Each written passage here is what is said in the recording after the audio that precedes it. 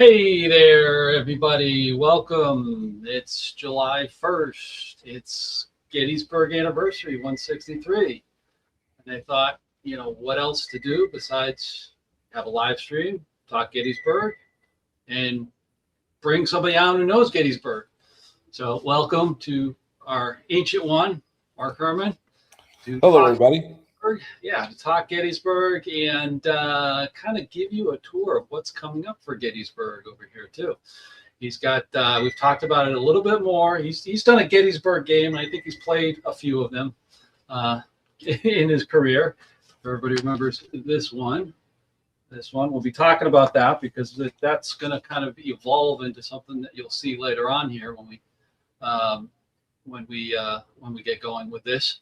And kind of talk it over. And, today's July 1st. So what better day to talk Gettysburg and all about it and, give you an idea what's going on there. And we'll play a little bit too. We're not just going to be talking about it. We're going to play some of the original Gettysburg to talk about how it evolved and, what it does here. But welcome, Mark. How you doing? You survived the weather? Yes, I've lived in heat before, but I get up early, so I had a beautiful morning before the temperature, started going up. Although I think when I wake up tomorrow, it's going to already be 80 degrees, so that's going to be warm. Unless they're calling for a thunderstorm tonight, which is very typical of Westchester this time of year. Yeah. As soon as it starts spiking to 90 degrees, there's going to be turbulence in the air, and usually, so I think sometime tonight while I'm asleep, I might hear thunder crashing around, but that's fine. Yep. I'll be inside. Hi from Australia. Oh, wow. Oh, Peter, welcome from Australia. Thanks. Hello, Alan and Mark. Oh, you got Nordic is here, and we got Chuck. Chuck's here. Nordic's here. Two of our regulars. Yep, I saw Telemachus back there someplace. He was on there. So if you're out there, drop a hello in the chat. Say hi. Happy, I would say happy July 1st, but it's happy July. I don't know. There's nothing right now, although the sound is off in the background, like the American Bosnia-Herzegovina soccer matches started in San Francisco. Oh, okay. All right. So if you ever saw you might hear me go, go. We've got the knockout games going. Yeah. I saw a couple. I've already... I played actually. I mean, when I played soccer at college, so I know how to play. So it's kind of fun to watch other people play, but that was a long time ago. But I did play. I was a right wing a long time ago. Oh yeah. We all played some sports a long time ago. Well, yeah, everything I did was exactly. But I was in 3 different sports, so I kind of got a feeling. It was a good time. Being I was always a mediocre athlete, but I was an athlete. There's no question. How many hours I spent training. So it didn't do much for my. I didn't make any money out of it. But when you were 72 and you did all that when you were young and you kept it up, it doesn't suck. Yeah. Well, it helps. I know. Yeah, it helps. Yeah. Same thing. I set up Rhodes Assault on Oak Hill from the new 3-Dog. Yeah, by the way, I in an ode to Richard. So in Lemus North, we'll be talking about that later. I have 4 Gettysburg scenarios called 1-Dog, 2-Dog, 3-Dog, and 4-Dog. So 1-Dog is the first day.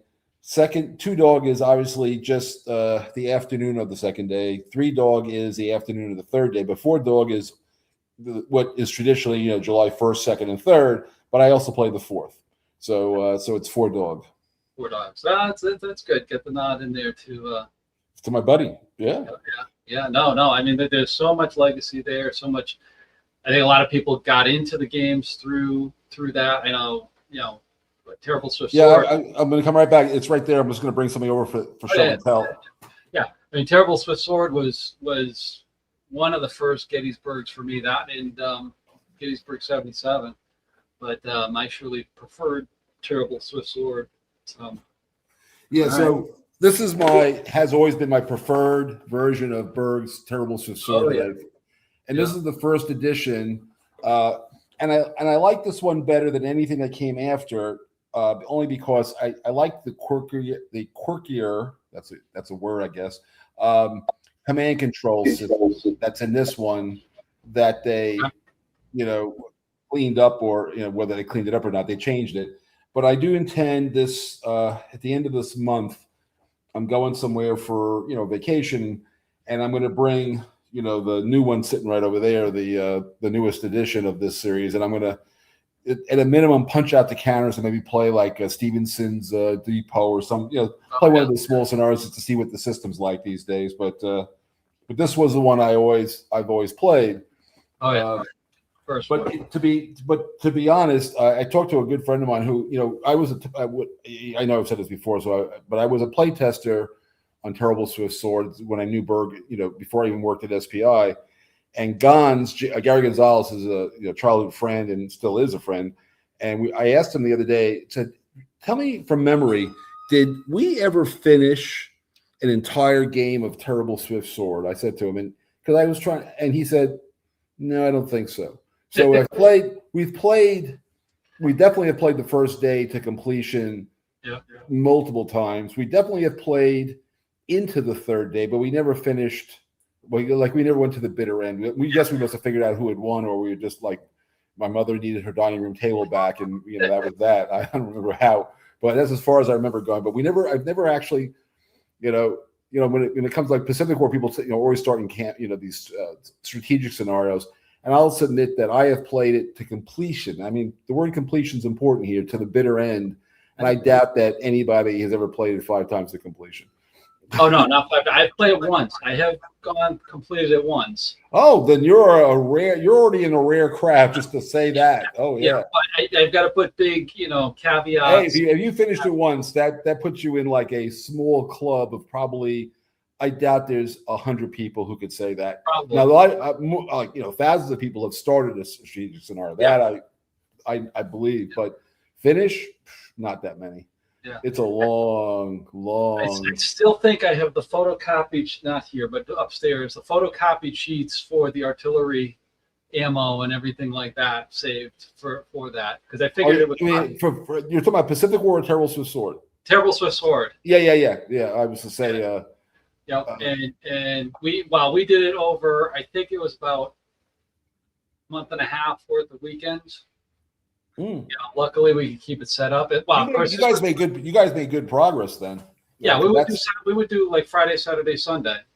You were doing 3 day. Yeah, it is definitely. I would say the gameplay. If the battle's 3 days long, I would say that it's more of like a 4-to-1 in playtime. Like you need 4 human days to play 1 day of Gettysburg. 12 days. That sounds about right. Yeah, that was that. But that was back. We were all teenagers. Well, Gons and I, we were in college, and during the summer times, when I would be working during the day, in the evening, if I didn't have a date or something, we would get together at my mother's. My mother had a nice really big dining room table that would hold it. Yeah. And for the most part, she was very generous about our use of her dining room table. And then every so often she'd come to us and go, "Okay, look, boys, in 2 weeks I have a dinner party." so that's when Gons and I would really, Wellington's Victory was one that we played, or Drag Knock Austin or something. We'd have to really like buckle down and see how far we could get before we had to take it down, because the dinner party was happening and we were not invited. I am to play both Pacific War and Empire of the Sun this year. Good man, Nordic. Well, I can't wait I hope you'll post what happens. The big flyer just over my house. Big flyer. Oh, this guy must I guess he must be in San Francisco, I guess, if that's a flyover. I'm guessing that's what he means. Something going over his house. Yeah. There was one here I wanted to point out too. There was a Phantom Captain here talking about he's really liking it. Well, thank you. Breaking a new series in the crowded American Civil War field is not easy, although, as I've pointed out a million times, it's in its own lane scale-wise. In other words, it's not, if you think about tactical systems, and we've been talking about GBACW, but you've got, the most excellent Blind Swords, the most excellent Black Swan, which is really Black Swords, but, with cards, bigger maps. And then you've got, all the cool stuff that Worthington. I have their Gettysburg game over there. I played that. That's a good one these days. And I just got their Wilderness, $130. Yeah, well, lucky, I got nothing else to spend money on these days. And then what else? What other Civil War systems have I been playing? There's one other, and it'll come to me. It doesn't matter. Those are sort of the main ones.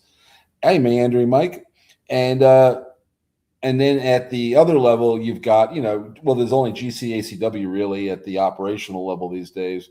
This one sort of is, but now people will hear is that with Lee Moves North, we've got Grand Tactical Rebel Fury, we've got Grand Tactical Scale campaigns of, where is it?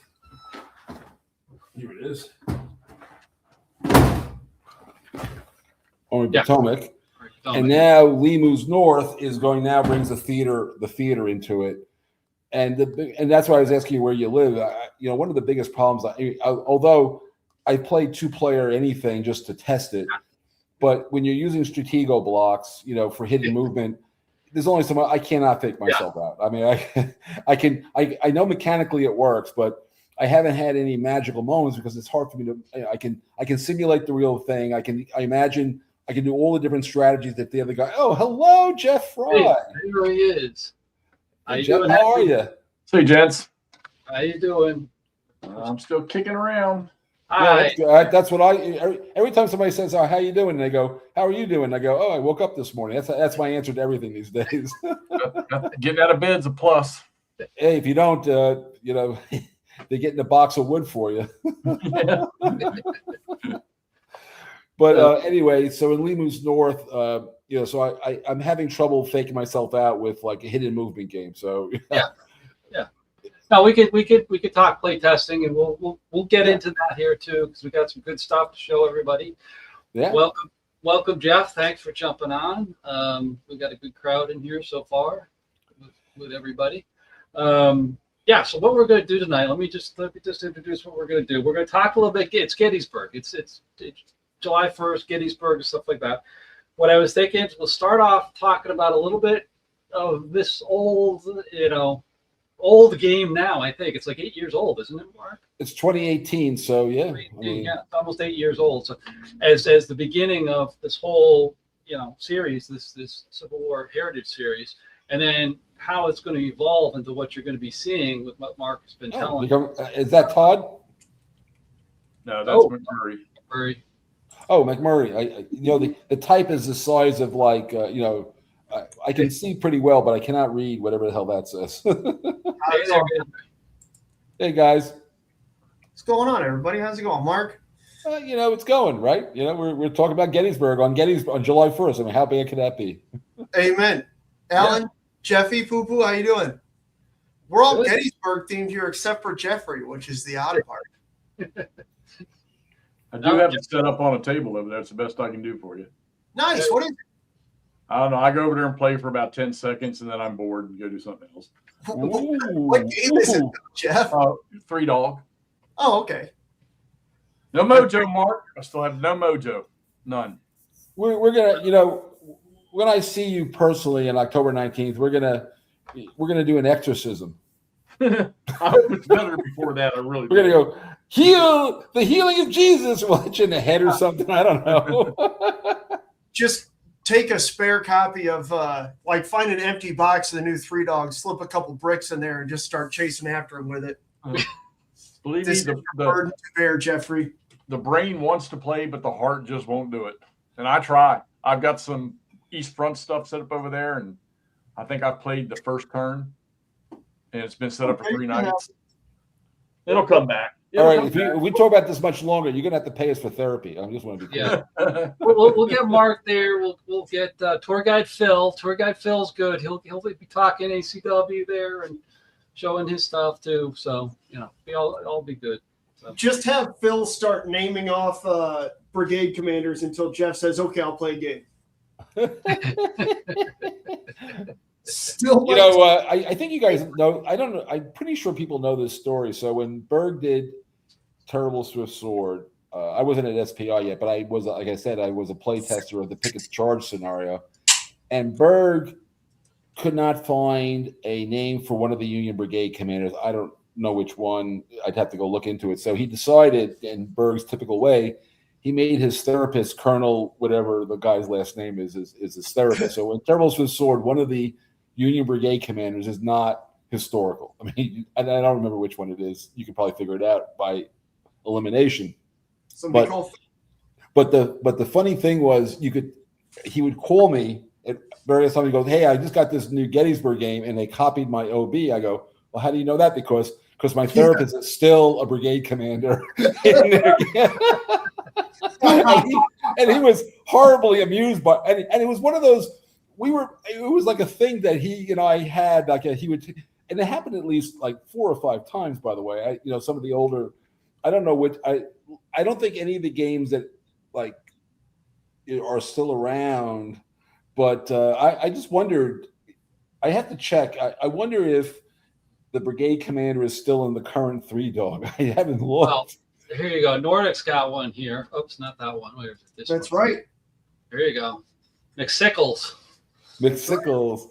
Yeah, but I always thought it was amusing. So he always knew when somebody had stolen his or used his Gettysburg, TSS OB without getting credit for. His thing was they just didn't give me credit. Is what he didn't care what the hell they did. Yeah. But it was always funny to me that this therapist who probably doesn't even play games, knows anything about games, has been in a lot of games. It's like squad. It's like when you get one of those squad leader counters, custom made for you. Yeah. That's a good point. You can't do that. It just cracks me up, though. It's just one of those stupid Berg stories, but I always found it funny. I remember Meandering Mike, I recall it was therapist, because that's what he told me. I don't, if it was, maybe his dentist was also his therapist. I don't know. Maybe he just talked to his dentist. I remember distinctly saying it was his therapist, though. But, Right. Did he say that accurately? I can't say. Oh, that was close. I got the soccer game on, and so we got the gang all here. That's cool. So again, chatting about Gettysburg and everything here. And one of the things I want to do is get Mark kind of talking about his evolution of Gettysburg, because as he says, he's got Lee Moves North coming out, which we've got to have a little bit of a preview on that. Thank you, Mark, for sending that over, and it's really quite interesting. Jeff, you got a copy of it also, right? Yeah, I haven't. That's okay. I just want to make sure about your emails. You haven't blocked me on your email yet. No, not a chance. The PDF, that PDF you sent. Yeah, that's it. Yeah, have not had a chance to. Don't worry, it's 111 pages long, so you won't get through it quickly. Can't you give me crib notes? Well, remember, a lot of it's setups, so you don't need crib notes for setups. Oh, okay. So, anyways, we're gonna get to that first, but I figured I'd like to get pick Mark's brain, because his brain's in a different universe from ours after you start playing his game. My wife would agree. My wife would agree with. And you start playing his games, and it's kind of like, oh my God, how did he think of this? Because this just works perfectly with the situation. So one of the things is I was looking at this, and I was thinking, because obviously the new one isn't out yet. We'd bring this up, kind of look at it on Vassal. And one of the things I started playing with it the other day, and I'm like, oh my God, this mimics the decisions for the first day perfectly, with the opening moves with this, and what Heath can or cannot do, and what Buford and Reynolds can and cannot do on that first day. So we'll kind of take a look at that, talk a little bit about how it evolved over there, and then we'll move into the new game and talk about some of the other things that this now expands upon, that you may not see in some other games, because I do think there are some pieces in here that you won't see in other Gettysburg games, which would be really interesting. Some things you could do with it as well. So I'm going to talk about that, and talk about different things, different aspects of Gettysburg, and hopefully everybody's keeping cool. But let's get to it. No, I don't. Didn't even get out on the golf course yesterday, right, Jeff? No, I played last night. I took, the governor's giving us an extra half a day tomorrow along with the Friday. So I took tomorrow morning off, and I'm not coming out of this apartment I hear until Friday morning. I'll go down and play golf. And then Saturday, I was telling Alan this morning, I get up early, so it was about 6. I was drinking coffee on my deck under some shade because the sun, that side gets the morning sun, it gets hot, but it was beautiful. And then about 8ish already had come up like 15 degrees. It literally was getting hot real fast. It was 78 when I walked out this morning at 6:50 something. Yeah, I think it was closer. It was in the low 70s when I woke up, but it was in the 80s by the time I said, okay, that's enough. And I went inside and, started working. But I was editing that document you have. I was editing it because my plan is, well, we'll come back to that. Let's just, Alan, you run the show and we'll come back to the new stuff later. Let me bring up the original Gettysburg. Now, first thing I think of here is, what prompted you, with this? Because this is a very small game, small footprint. This is something you could play. I was looking at it. I could probably play in like 2 hours. 2 hours? McMurray only if you were unconscious. McMurray played it. Yeah, This game, I've never hour. finished this game unless it's never gone over an hour ever. Okay. I mean, it just doesn't take that long. Now, So- look, everybody, when I put out a game, people go to me, how long? They don't call it to me, but they put out, how long does it take to play? And I always come back with, how fast a player are you? I That mean, is an entirely reasonable response. I mean, I am a natural, like, I just tell you, so I've been playing this game called Imperial Elegy, which is quite good. I mean, I got to tell you, Mike Marino did it through VUCA, and for a first game, if we forget about anything about the game, just the vision and scope of this game is impressive for a first game. So Mike Ranella? No, I know who Mark Herman is, and no, this is a guy named. He's a social studies teacher somewhere here in New York, and his name is Mike Lorino. Oh, okay. It's called Imperial Elegy, but basically it covers the world, but that's not the point. But when you play a multiplayer game, you could be Here I Stand, Virgin Queen, this one or anything else, Churchill, it doesn't really matter. If you're playing a multiplayer game, what drives me crazy is when somebody comes around to their turn and goes, oh, what am I going to do now? If you should have been thinking when it wasn't your turn, you should have come up with, okay, I'm going to do this or that, and maybe a third one if it's really. Well, I didn't know how things were going to be. I said, yeah, you do. I mean, how much do you think the game's going to evolve in one turn? One round. So when you play a multiplayer game, you should be. So when I play a multiplayer game, if it takes me 30 seconds to make my moves, it's long. I mean, I already figured out what I'm going to do, and if nothing really drastic has changed, I do it, and then I'm done. And it's just, and then the next thing it goes, and the next thing I know, it's like an hour later, and I'm going, oh my God, you're killing me here. Yeah. Anyway, let's talk about Gettysburg. So Gettysburg, how did Gettysburg happen? So I get a call from my dearly deceased friend, Roger McGowan, and Roger goes, Mark, I have a friend of mine, and he's saying to himself, I'd like to have an introductory game that I can start with and kind of, see what wargaming is about. So Roger calls me up and he says, I decided it would be good for C3I if I had a game in it. And I think I had already done South Pacific, I think, by this time, and like Plan Orange. So I had done a couple of games for him already. So I said, sure, I'll do it. Yep. And I had never, because of, TSS and you think about Blind Sword, I mean, I never, ever felt that I was ever going to there's literally in BGG 75 games there are 50 games that have Gettysburg in their title. Forget about like games like Most Fearful Sacrifice, which is about Gettysburg, but it doesn't have Gettysburg in the title per se, but it's about Gettysburg. So, I mean, and I looked at that list for an article I wrote for C3I, and of the 50 games that are listed in BGG, I have personally played 45 of them. Okay, so I just want to be clear. I have played I know all these. I mean, when I say I know them, I've played them all over the years. I own still most of them, so I get it. I get Gettysburg, and I said to myself, what can I possibly do on Gettysburg that would be meaningful? So I just said, if I'm doing an introductory level game, I don't want to I could have done Blue and Gray in 10 minutes. Put a bunch of counters on the map, force ratio, table of some kind, move around, your move, my move, roll dice. I could have done that in 10 minutes. It's just not that hard. So I really sat down and said, what is 19th century warfare about? And the thing about, everybody says it's like chess, and that's not, anytime you have alternating moves, you're going back to the, Go, chess, chaturanga, all those games, it was alternating movement. But what alternating movement does better than any other method without plotting is it simulates simultaneous movement.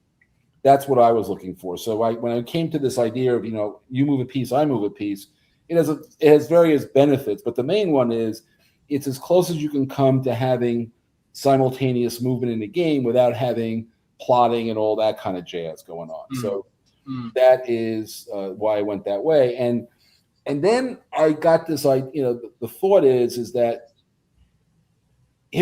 so there's something called Leslie's Illustrated, and Leslie's Illustrated, you've all seen it before. Those are all those, printed woodcut drawings of guys assaulting hills in the Civil War. You've seen them.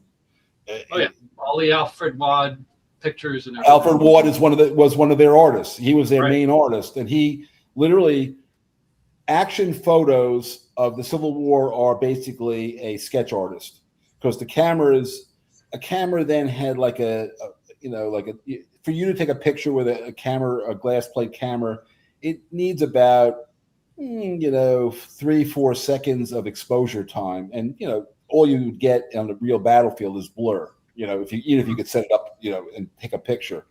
Right. So action photos don't really exist of any meaningful way from that period, unless there's sort of like, there's a famous picture of the Confederates going through Hagerstown, which I think you've all seen. It's about the only picture of real Confederates in the field during the Gettysburg campaign. And it's just because the column at that moment probably was, like a traffic jam. Like, they were marching, and how a column can back up. And so they were all probably standing there, not moving around a lot. And that's why the photo looks, decent. Yet you could actually see individual people and what they're, how they're dressed and all that. Yeah. So when I did this game, I wanted you to feel like each assault. I mean, read any account of the Civil War, any account, and they describe more failed assaults than they do successful assaults. I mean, have you ever read anything different ever? No. I mean, look, I can go through Gettysburg, Archer and Davis's brigades thrown back. 3 of Rhodes's initial, Iverson and Daniels, until Ramseur came in, the first 3 brigades that went in got repulsed by Baxter and was it? Iverson got smoked right off the bat. Yeah, he got smoked. Exactly, 100%.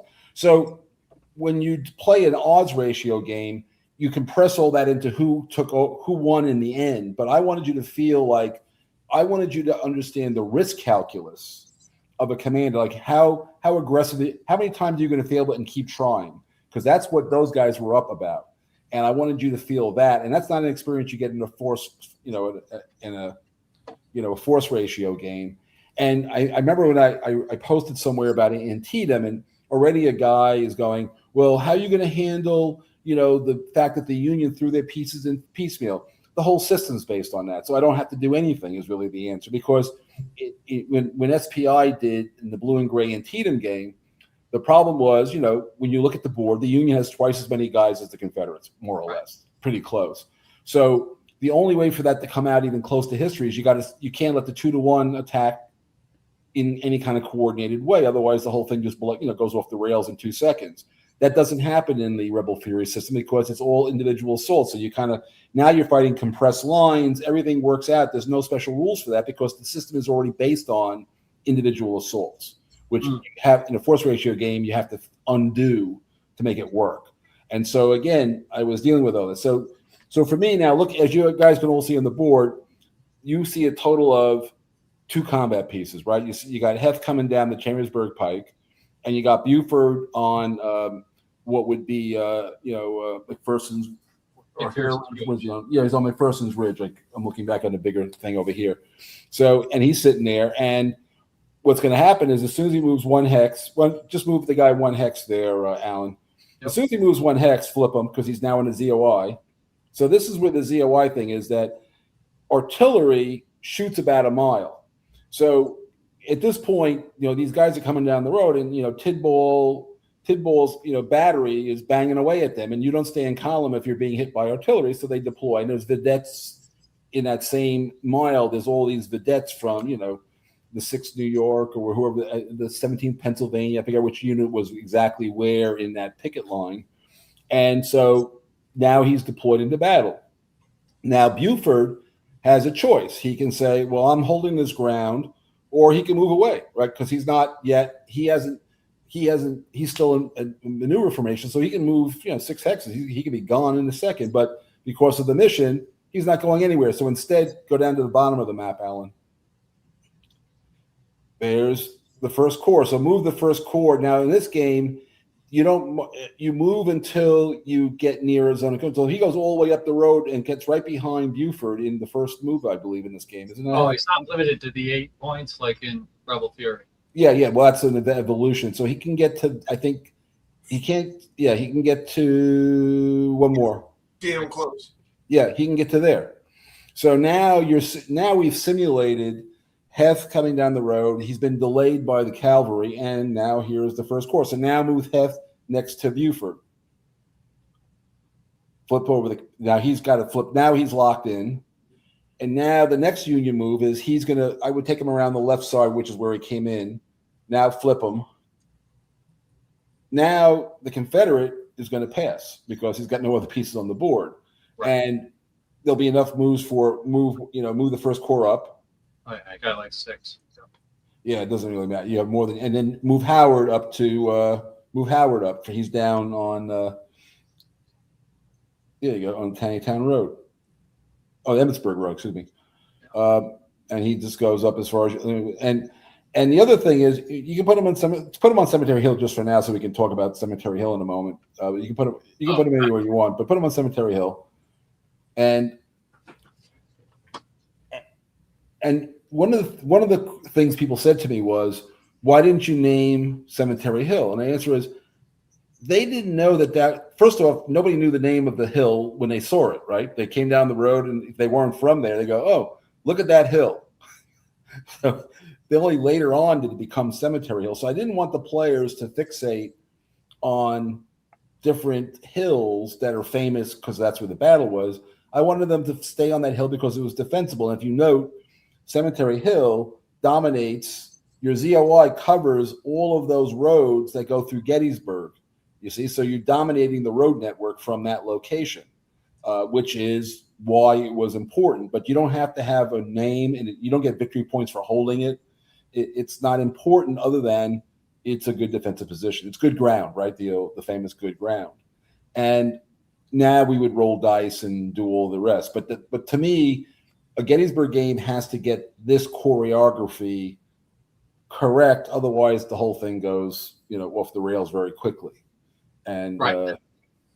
This is what because I was playing around with this and the variations on this too. And, with just, what we got, 4 pieces plus the headquarters, 6 pieces? Yeah, the headquarters are not pieces, they're markers technically. Markers, yeah. You basically captured the first day's maneuvering to exactly what has happened, or at least the first day's morning maneuvering. Morning, yeah. Yep. Yeah, and what I also did when I was doing my deep think on this stuff, what is this? Some kind of direct kick? What is this?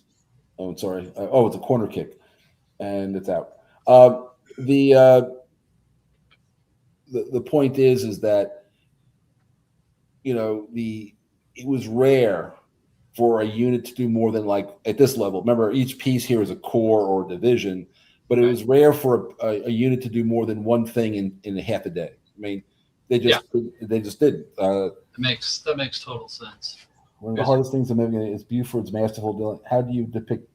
Well, so Nordic, this is how he's already done it. It's already happened. You watched it happen. Those are his delaying tactics. He didn't wait. He delayed them by being in their way. He didn't do it in other words, the ZOI simulates the delay. In other words, that guy comes rolling down the road. He flips into battle formation. That was the big, the big trick. And remember, every hex costs one. Remember, this is an introductory level game. However, remember, this map was done by Charlie Kibler, by the way, just so you know, to my specifications, we wanted. If you look again, just like any trolley, the map underneath it is meaning there's only two kinds of terrain. Well, there's Gettysburg, but there's only there's clear and there's defensible terrain. That's it.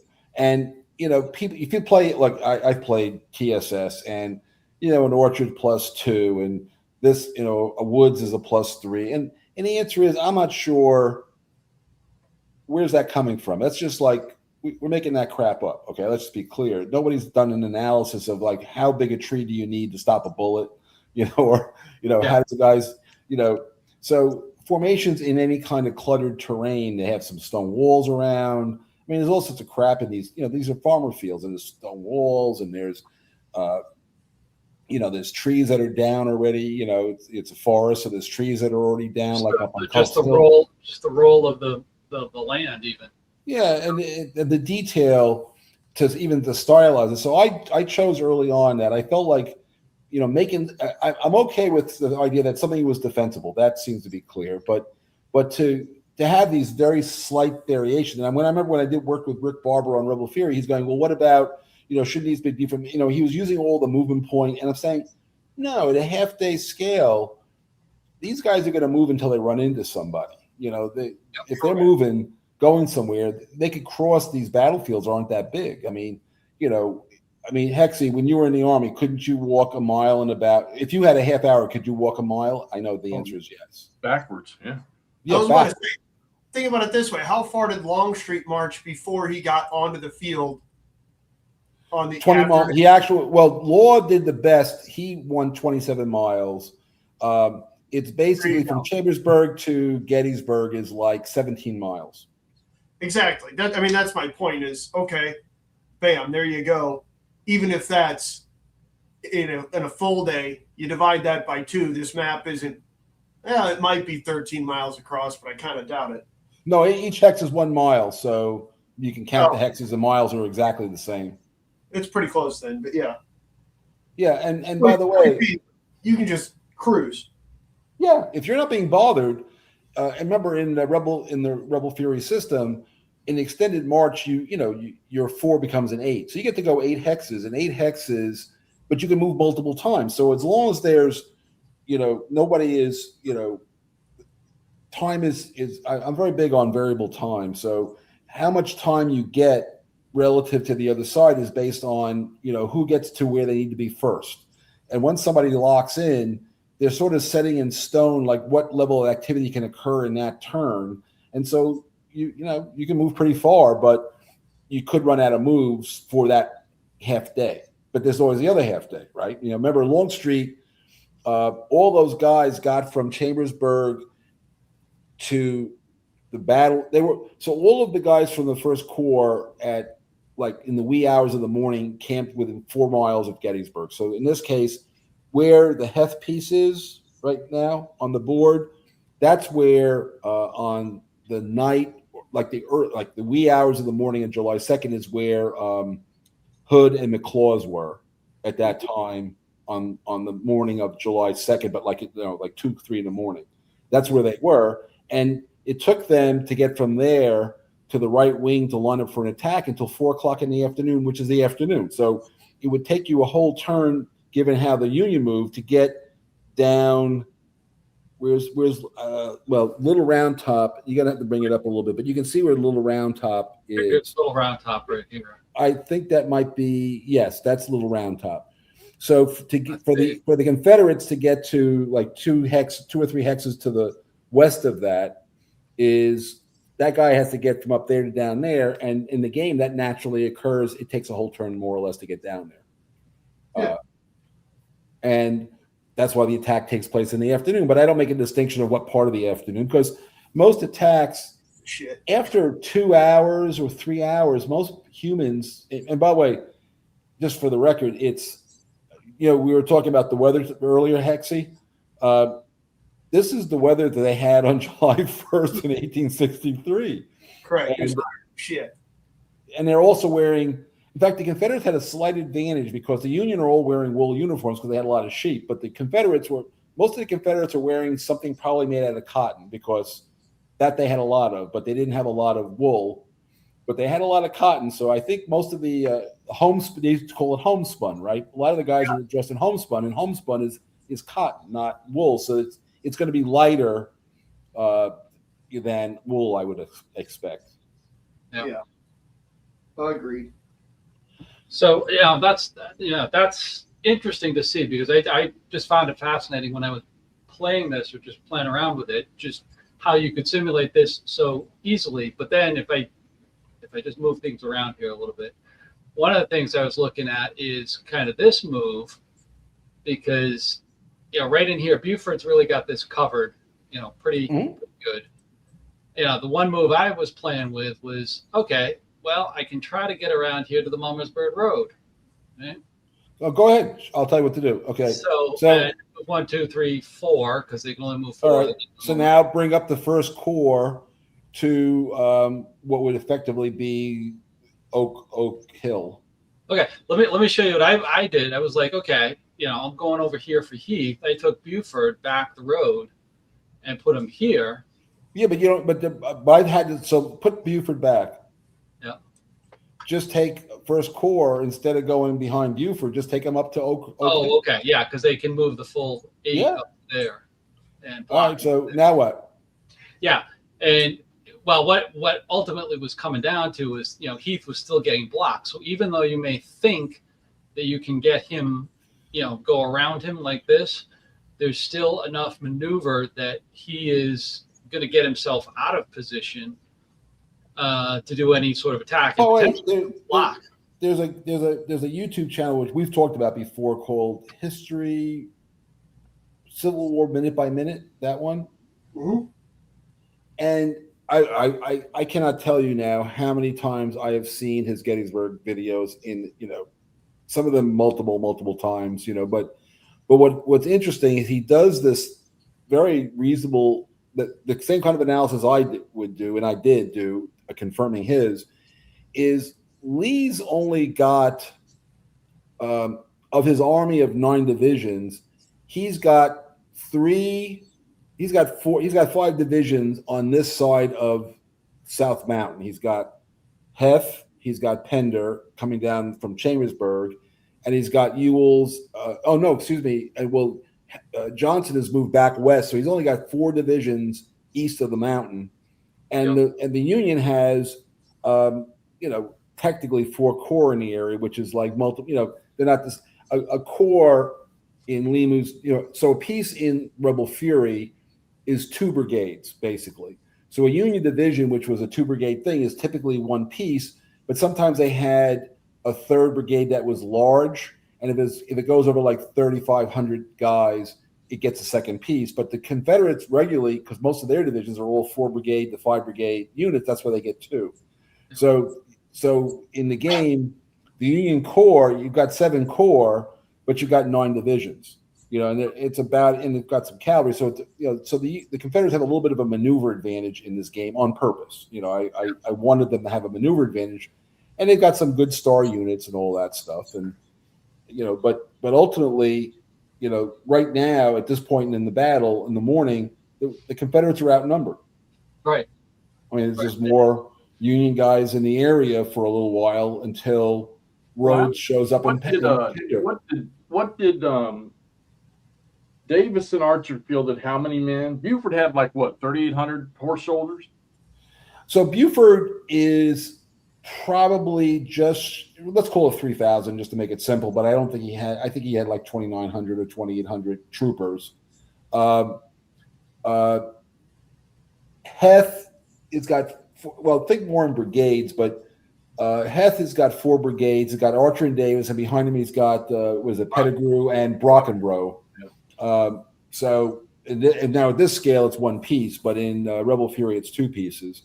So what ends up happening is you've got I would say each of those brigades is about I would say 2 brigades for the Confederates, about 3,000. I think it was like 3,200 Confederate infantry at the very, very beginning versus 2,800 cavalry, I think, at the very, very beginning of this engagement.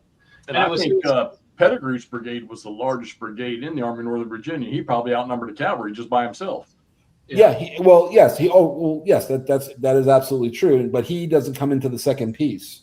Right. But the overall division is reasonably balanced relative to the other ones because Brock, and what's interesting is, we're going to talk about intelligence and Gettysburg later, but at least Alan and I have it cooked up to do so. But Pettigrew, remember, this is July 1st, but yesterday on June 30th, Pettigrew went down this road and he bounced into, the same cavalry. And he was like, he could tell right away that this was not some militia unit. This was like real cavalry. And he was told, don't bring on a general engagement. So following orders, remember, Pettigrew was not a professional military officer. He didn't go to West Point and all that. And so he pulls back and he tells A.P. Hill and Heth was there that the Union Army is over there. Those are federal cavalry. That's not militia cavalry.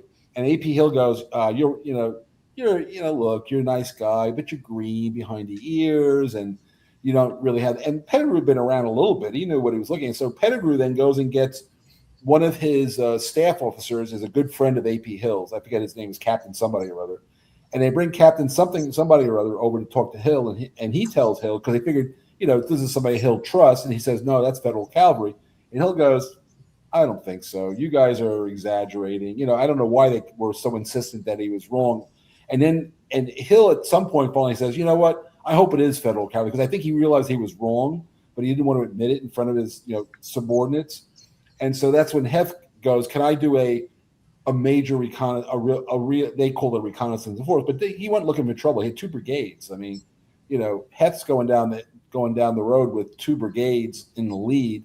And that's why he had the artillery, because he felt that if I have artillery with me, as soon as I see these federal cavalry, I'll just start firing some cannon at them and they'll run away.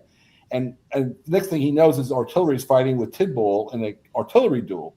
And he realizes that this is not work. They're not running away. These guys are not running.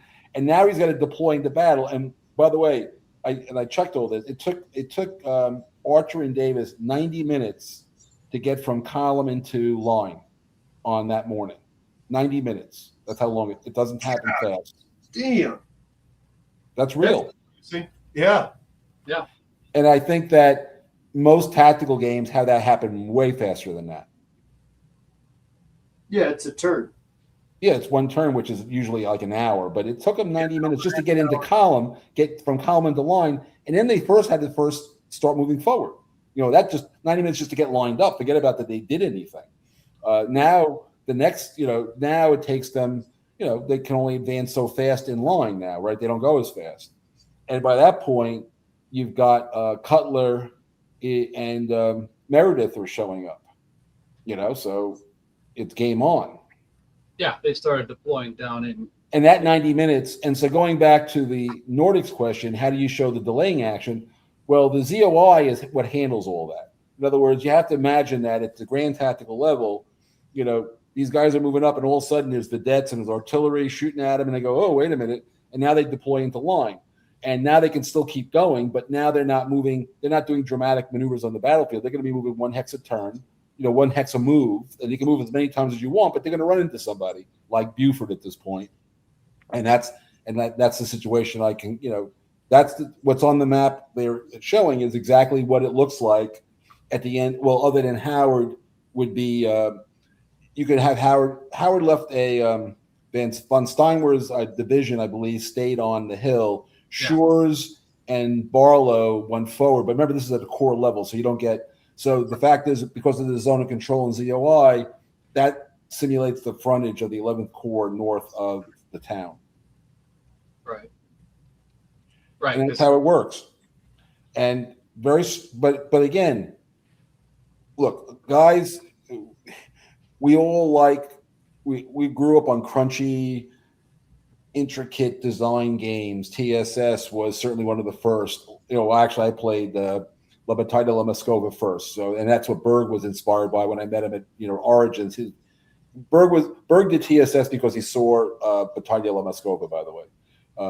which is a Larry Groves design, and that was like, the La Marshallade, I guess they called themselves for a while, and then it became Clash of Arms. Eventually got the IP, but that's why Berg did it. When I met him that first time at 3:00 in the morning on Sunday, when he showed up, his first time I ever met him, I was talking to him about this game we've been playing for 48 hours at the first Origins, and then he does TSS, and I knew him, and he asked me to come play test with Gon's the Pickett's Charge thing.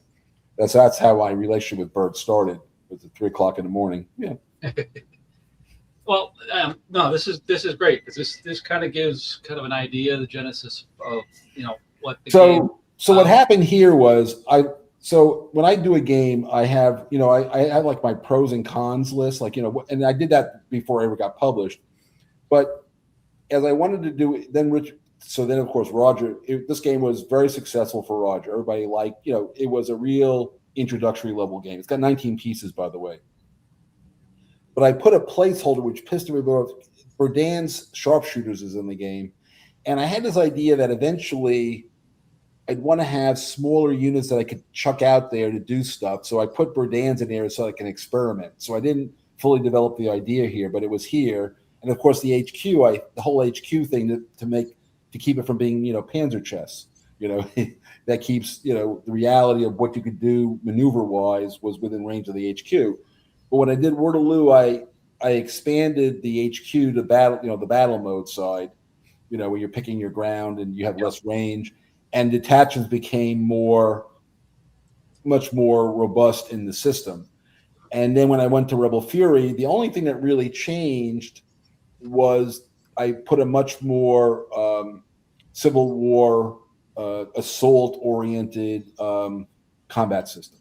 But that was the evolution of Rebel Fury. And then going forward, we have you guys. I know that Hexy's got a copy. You guys got copy. You guys play tested this thing. Oh yeah. Yep. No. I was just kind of curious because this one only has the one, what I would call a detachment now. Breeden's Sharpshooters, and I just kind of wondered what the genesis was at. But that was, from what you're saying, it's just a matter of just having a unit to be able to put out there as an extra zone of control. It was an extra zone of control because, it was like a fudge factor for the fact that a Union Corps is bigger than a division-ish. A Union Corps would typically be 10,000 to 10,000 guys, 11,000 guys, because they would have two divisions, sometimes two divisions, but one of them was a large division. It just depended. 6th Corps was unusual. It was a little bit bigger than the other ones. They score. Yeah, 6th Corps was always their biggest. It's 1-0 us, right? Oh yeah, the USA scored. Good. I missed that.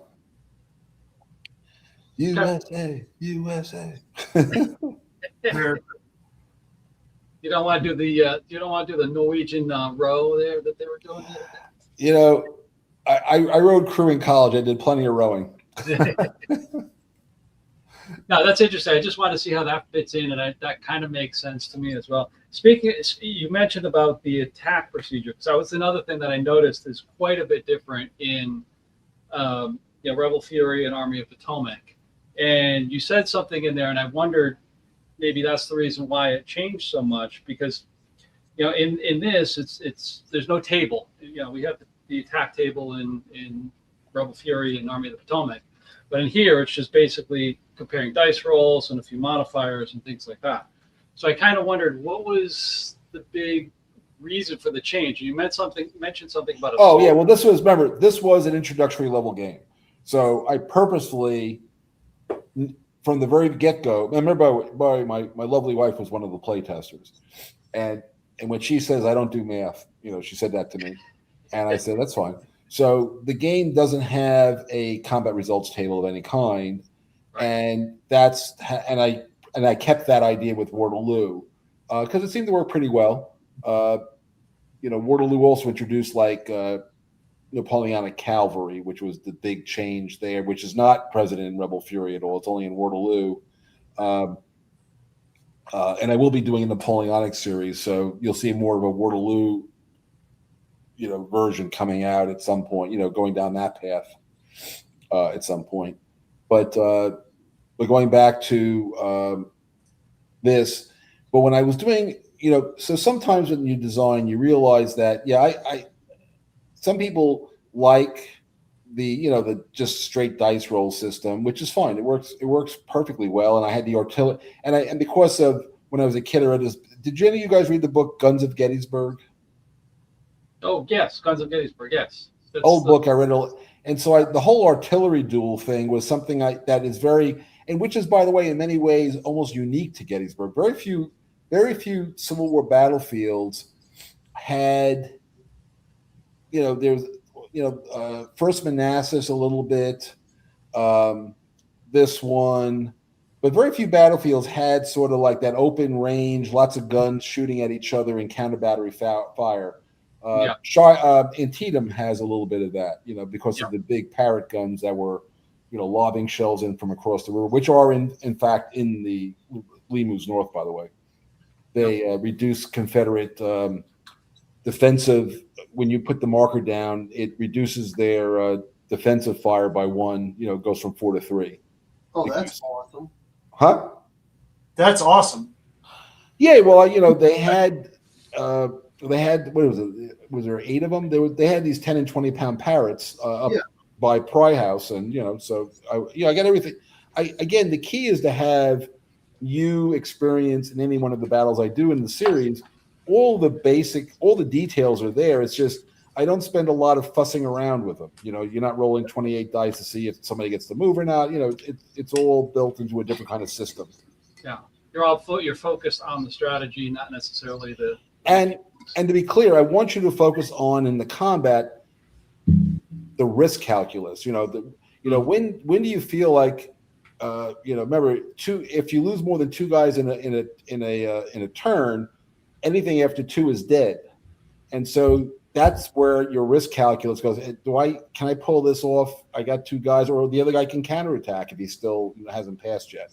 Yep. So that's where the tension in the game comes on the combat side, as your assaults should only work mathematically if you do it right about 1 in 3, which is the historical average. That one of the things everybody talks about AI and all this bullshit. I'm sure Texas, you probably know more about it than any of us here. But my son, does that for a living, and we got it's Anthropic. Claude is the one I use, and he wrote this thing where we're reading the official records of the rebellion, and we're pulling out all the assaults from all the records. So we've already done. So I've got and when I get as soon as I can do this in, I'm going to spend some time looking at. I have a spreadsheet that covers the Wilderness and Spotsylvania Courthouse, which is like 3,000. It's like over 3,000 pages of reports. Claude has read it using my keywords and pulled out 500 assaults that occurred, at least according to Claude. But I have to go through and validate each one that it did what I want. It did what I asked it to do, probably, but is it doing what I wanted to do? Those are different questions. But I have to go through it line by line with the book in my hand and see is that what I was looking for? Or is that a bad, that one, we have to tell the bad AI, do this now, that kind of thing. So I've done a lot of real, everybody goes about, I love when guys come online, in any game, not even just mine, goes, this CRT is a hot mess. And you go, okay, I hear you saying that, but do you have any knowledge that would, or even data that would suggest that what you're saying is just not you just, bumping something out your butt? I find most of them just look at the CRT. They don't even play the game or roll any dice. And they're like, this jacked up. Cool. 100%. 100%. And long ago, I would respond to that and say, well, here's this, that, and the other thing. And then you get back, well, it doesn't feel right. And I go, like, who gives a shit what you feel like? What did you like when you were at the Civil War Facebook commenter? Why don't you tell me? Yeah. And so I now just sort of ignore that stuff. But Well, we've got real quick, I'm going to take time out of there. We got a new guest. Hey, Todd, how you doing? Wave, say hello. Hey, Todd. Buddy. Hey, buddies. Todd, what do you got on the table there? I got an attack on Oak Ridge, July 1st, happening right now on July 1st. Hey, good for you, buddy. Good for There we you. go. There we go. Yeah, You well, didn't even call me, dude. I didn't, dude. Oh God. I feel like welcome to the conversation. All right. Well, this has been cool. Just kind of talking about the old Gettysburg, but I think it's about time to pivot a little bit. yeah, I'm gonna try. I'm gonna. Well, I can leave the Vassal up. It doesn't matter. It's on this. It's over here. It's not. Yeah. in the way. Let's talk about what's coming down the road, literally and figuratively, for Gettysburg. So remember, this is a 1 mile per hex scale. Yep. Now, and by the way, the map's only 11 by 17. That was also, remember, it's going in a magazine, and you fold it like you would a piece of paper, right? So that's part of game design. Sometimes is you have to, This one, if I got the map right here. There it is. yeah. It's components matter, and so I always intended for it to be easy to produce for him. 19 counters, a map and a booklet. But the map is going to be folds down to go right in the magazine without any effort. Yep. So now with the new one, you're expanding off of this quite Well, a bit. remember the new one is 22 by 34. It's the expansion. It's basically the exact same. Hexy. You guys played Cold Harbor, right? And you played Fair Oaks and all that. So a regular 22 by 34-inch map is what you're going to see now, which is in Lemu's North, there are 8. All right, I just want to be clear. I'm 72. I've lost my mind. I want to be clear about that part as we start this conversation. So I always wanted the big picture. So it is 2 by 4 maps, which means that it's 6. 3 plus 3 is 6, right? And 2 times 4 is 8. So 8 times 6 is Hexy. How much is 8 times 6? That would be 48. Good So job. the Lemu's North maps are 48 square feet. Wow. Now, this is just one of them. Now, so this is map B, which would be the upper right map of 8 maps. And Sharpsburg would be, if you think about 2 columns of A, C, E, G, and B, D, you have F, and H. In the left column, the E map, which is 2 down from this and across, is Sharpsburg. That map is connected to it there. So it's all in one piece. And this is the B map. So so let me just describe what you're looking at. So do you have any way to put a mark on it from where you are? Like you can put Let me see if I can. Well, I want you to just show everybody where Gettysburg. I mean, I can see Gettysburg, but you can see Gettysburg. It's kind of like, right where his cursor is, that's Gettysburg. Yeah. Oh, geez. Yeah, that's bad, whatever that is. I highlighted all. It highlighted everything but Gettysburg. Yeah. All right. Yeah. Yeah. Stop that. Maybe you close it and open it again without saving. Yeah. Well, Anyway, Gettysburg is, if you think about the center of the map, it's about 4 hexes from the center. I'll just zoom in on it a little bit. In the 4 o'clock direction. It's right there, the black check to the side. Yeah. And Cemetery Hill is right below it. That's just That's yeah. so Make good. that stop. Make it go away. Stop it. It just- You're hurting me, Alan. Don't save. Do not save. Weather chart. Yeah. Don't save that. Ooh, that was terrible. Yeah, don't do that.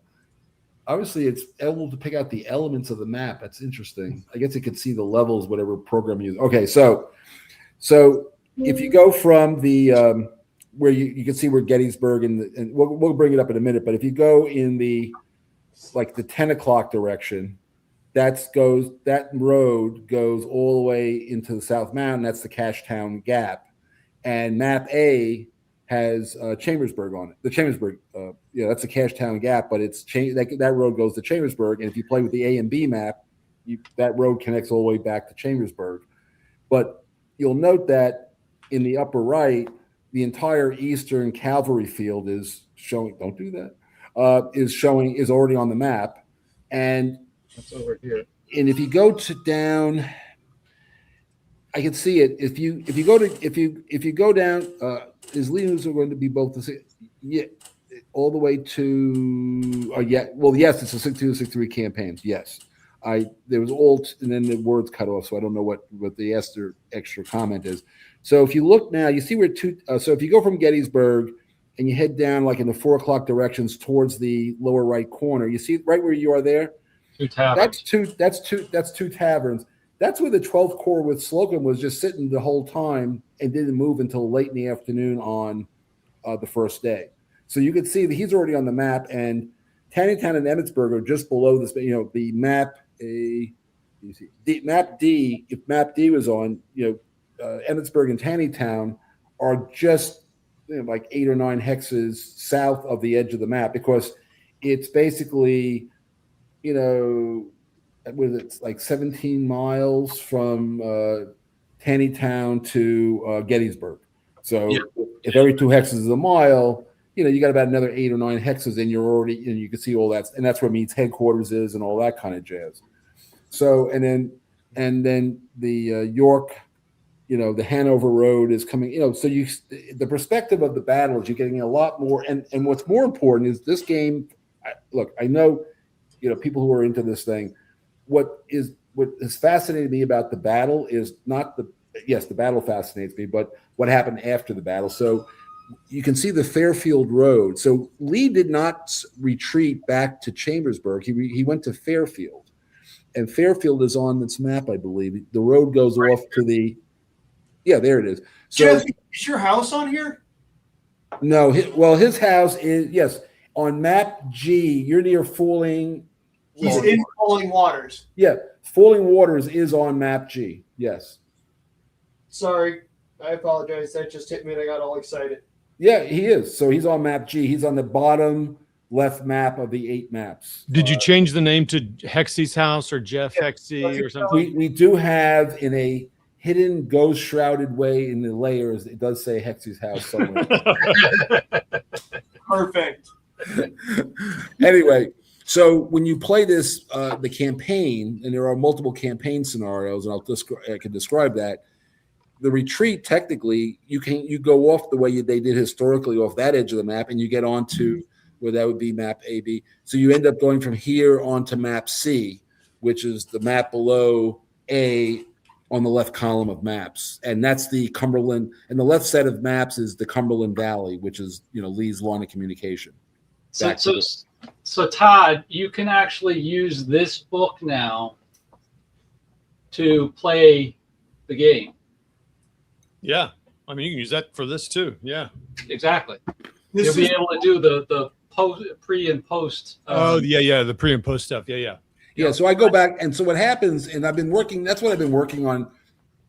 So all of you, to include every other gamer, is smarter than me when it comes to like fooling me. So I'll write a rule, and you guys go, "Oh, I know how I get around that rule," because you guys are all smarter than me.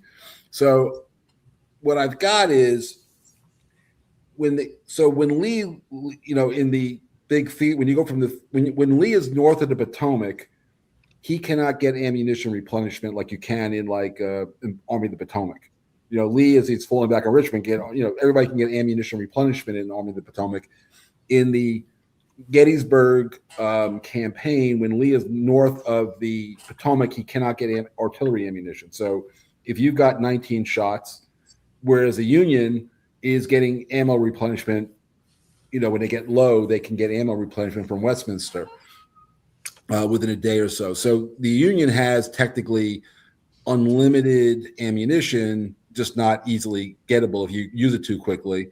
But Lee is hard, and so what happens is when Lee gets below, gets 3 or less ammunition left on his side, he can no longer use artillery to attack. He can use it to defend, but he can't attack, and that changes the entire combat system mathematics on its head. And if Lee is in that situation and he doesn't get his army off, south of the Potomac at the end of the scenario, it's a Union strategic victory. So he's got to. So I'm trying to create the incentive for him for the Rebs to leave if they haven't achieved a strategic victory by fighting the Battle of Gettysburg and whatever. At some point they got to leave, and that's part of the game.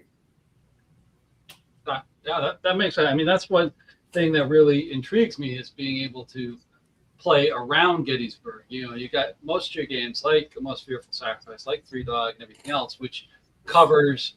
I wish I could get my mouse moving. There are probably easily a dozen places that could be Gettysburg on those maps, because, finding a crossroads with defensible terrain near it, there are a lot of places like that on the 8 maps.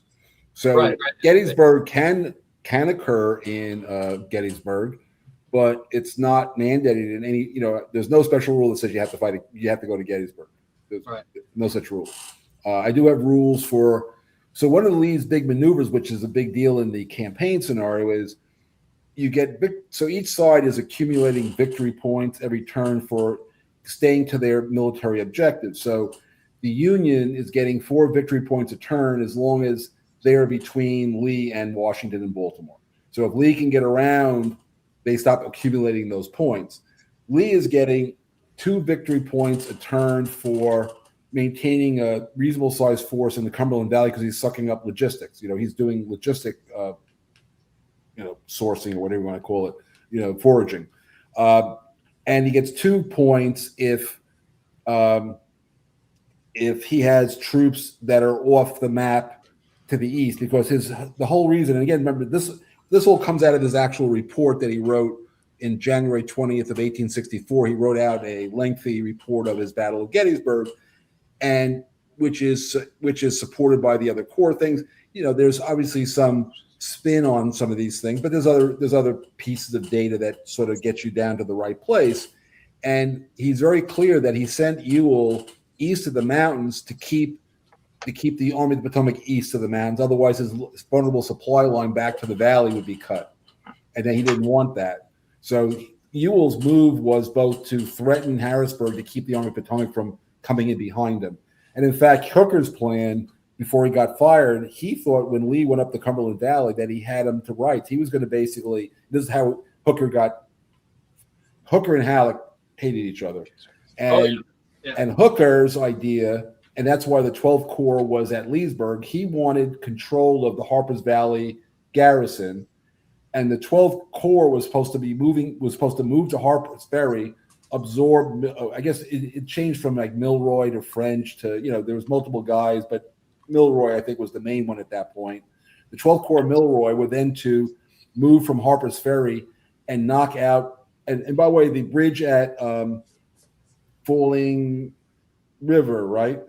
Falling Waters was destroyed by a Union cavalry raid, so it was very poorly guarded. So this corps, augmented corps, was supposed to, capture Williamsport and Falling Water and take those locations. So they basically bottle up Lee's retreat route, and then he was going to basically, beat him up, and he'd have nowhere to go and destroy his army. That was Hooker's plan, and you can do that, and you can try that in the game, but there's just so many permutations, and I'm still trying to work all that out. And we're going to do a lot of testing, but I suspect that all the tricks in the book will come out at some point, and hopefully I've gotten them all nailed down. But it's got so many possibilities; it boggles the mind, actually. Well, Yeah, Jeff, I mean, I'm curious. Are you adding any? I guess the easiest way would be, I don't want to say special rules, but I mean, are you adding any different functionality outside of the core rules to this game box? No. There are little details to make it interesting from a historical perspective, on various scenarios, but there are no, I'm creating, so when I design, I'm thinking of psychological history and kinetic history. So the who, what, when, where, and how is the core system. You got a map, you got the order of battle, how they move, and how much ammunition, replenishment, all that kind of crap. But psychologically, I handle that through the victory. So the victory conditions have a lot of nuance to them, is how I get you to behave, at least within the mindset of Meade and Lee. But the core system has no. Now, I do have little details like we already have, the core system has heavy artillery, right? So at Antietam, the Union does have a heavy artillery battery of Parrott guns firing into the battlefield, like they did in that particular battle. So that's in there. So without giving away anything with the theater rules that you're introducing. Is that just an extension of the campaign rules, which are part of the battle? Well, the answer is no, because it's at a different. So the theater game is the map goes from like Harrisburg, Pennsylvania, down to Petersburg, Virginia. It's 8 miles per hex, so it's at a whole different scale. I'm doing what I did. You guys ever see my game Gulf Strike? Yes. Yep. So I'm using the Gulf Strike 2 level. So the campaign maps are like, they're at 8 miles a hex, but there's like a border that shows you where the maps are. Yep. And so when you're on the theater map, when your piece gets to the transition between the two map scales, you do the Drink Me, Alice in Wonderland thing, and all of a sudden you're on the Grand Tactical maps. Okay. Now there is a standalone. You can play the 8 mile per hex standalone, but and the theater, by the way, has its own combat system, which I believe, and I've worked it out, where it reasonably simulates multiple assaults at the Grand Tactical level at that scale. Because remember, 8 miles a hex, a map is 4 theater hexes, basically, right? Right. Because it's 8 miles, that's 16, and 16 is 32, which is like 34. And so it's like a 2x2, it's like 2 by 1.5. But regardless, a theater map, it's like, think of it as 4 theater map scales as 1 map at this scale. And so, but when you go into this scale, you go back to the counters. But when you're on the theater game, for a short while, you could hide your main army concentration, except that cavalry can get through. There's cavalry probes, using the Stratego block thing, where you're using blocks until you get into the campaign thing. But what's interesting to me is everybody talks about, Lee, Stuart's cavalry raid gets all the press, and a lot of people think that that's why Lee lost the battle and all this kind of jazz. And I think that's all hogwash, quite frankly. Lee had Jenkins' cavalry with him. Well, more than that, he had Jenkins, Robertson, and Jones, and Imboden. Never brought forward, Yeah, he had 4 cavalry brigades, and you could say, well, and people go, well, they're not as good as the 3 that were with Stuart. And the answer is, yeah, but they were a lot better than like Harrison with a spyglass. Yes. Stuart's priority was to screen the mountains so that, Lee's army could move without the Union army picking up where they were. So if you ask me, Stuart wandering off over into freaking Maryland and Pennsylvania, that probably distracted the Yanks even more, you would think. Well, there's 2 things. So first of all, I actually have read the actual order, and Lee and Longstreet approved him going around the Union army. So just to be clear, Stuart wasn't off the reservation. He was given permission by Lee and Longstreet to do that, because Longstreet's comment was, if all he did was stay on the right side of the army, the Union would know where the army was just by the fact that, remember, if you're screening me from seeing what's on the other side of the screen, I know there's something on the other side of the screen, right? So you're not hiding, you're hiding who is exactly on the other side of the screen, but you're not stopping me. I know where you are. They just don't know exactly where you are. Well, the other thing is he's pulling, the Union's going to have to counter that by pulling their cavalry to go after him. Right. So they can't probe to figure out where they are. And that's why Buford was essentially. But Hexy, you asked a question. So the core rules aren't changed, but the campaign rules have a new section called Cautious HQ. So a Cautious HQ could be like McClellan is in Antietam, or stupid. Or if your communications are interrupted to your information source. So when Stuart is between Meade and Washington, Meade temporarily becomes a Cautious HQ, which means he more or less is trying to move in battle formation with not maneuver formation up the map. So he slows down a great deal because he doesn't know, his communication. So Stuart's raid actually has a benefit that's well documented. And that's one of the reasons why you might do it in the game. You don't have to, but you might do it in the game. I can't believe I'm going to say this, but I'm going to say this. I don't think that, 2 things. One, I don't think that Marsh Robert was at top of his game in July of 1863. I think the plan was phenomenal, but I don't think he was top of his game. And 2, I don't know where this has come from, but I think Meade, with his orders, once the decision was made, okay, Gettysburg is the joint, I think he responded very well. I want to first say that I don't think I basically agree with that. My article that you actually have now, which is in the back of that book I sent you, covers this in some detail. Basically, I believe that Lee was handling his intelligence like Washington did. It was all going through him, and he trusted Stuart, but he never asked. He had 4 cavalry brigades, and Robertson and Jones. Robertson was in charge. Never lost track of Robertson and Jones were under orders that when the Union Army goes north of Potomac, you're supposed to tell me about it. And he either never figured it out, didn't try to figure it out, and he never told Lee. So what happens in the game is on July 1st, on June 30th, Lee finally figures out, like, look, the Union Army, Harrison tells him what's going on. So Lee sends orders down to Robertson and Jones, says, get up here. And so on July 1st in the campaign game, Robertson and Jones show up at Gettysburg, although, again, working, the magic of players. If the players try to cut in behind Lee, Robertson and Jones will show up earlier. That they'll now know that he's north of the Potomac. They're going to start closing on the army. So there's a little bit of a, seesaw thing going on based on what the players could do. And this is Bev Robertson and is it Grumble Jones? Is he the Yeah. And Bev Robertson was not, from what I've read a ton about it, but he was very efficient. The answer was he was, but he was not an initiative guy. There's a difference between being competent. So as long as Stewart's giving him, telling him what to do, he's fine. And in fact, he did very well earlier in the Antietam campaign. He was the guy that they sent around after Ox Hill to go, threaten the defenses of Washington just to kind of divert them as they crossed them into Maryland. So he wasn't an idiot. I mean, he performed very poorly in this case, and Lee mismanaged his cavalry assets.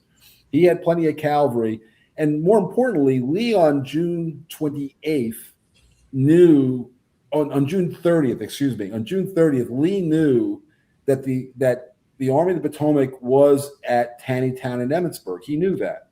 And in that period of time, anytime, and remember, there's latency, there's information latency. So he knew on June 30th that the Union had corps. You may not have known exactly which ones, but they had large concentration of corps within 1 day's march of Gettysburg. He already knew that on June 30th. So the fact that he ignored that possibility doesn't make any sense to me.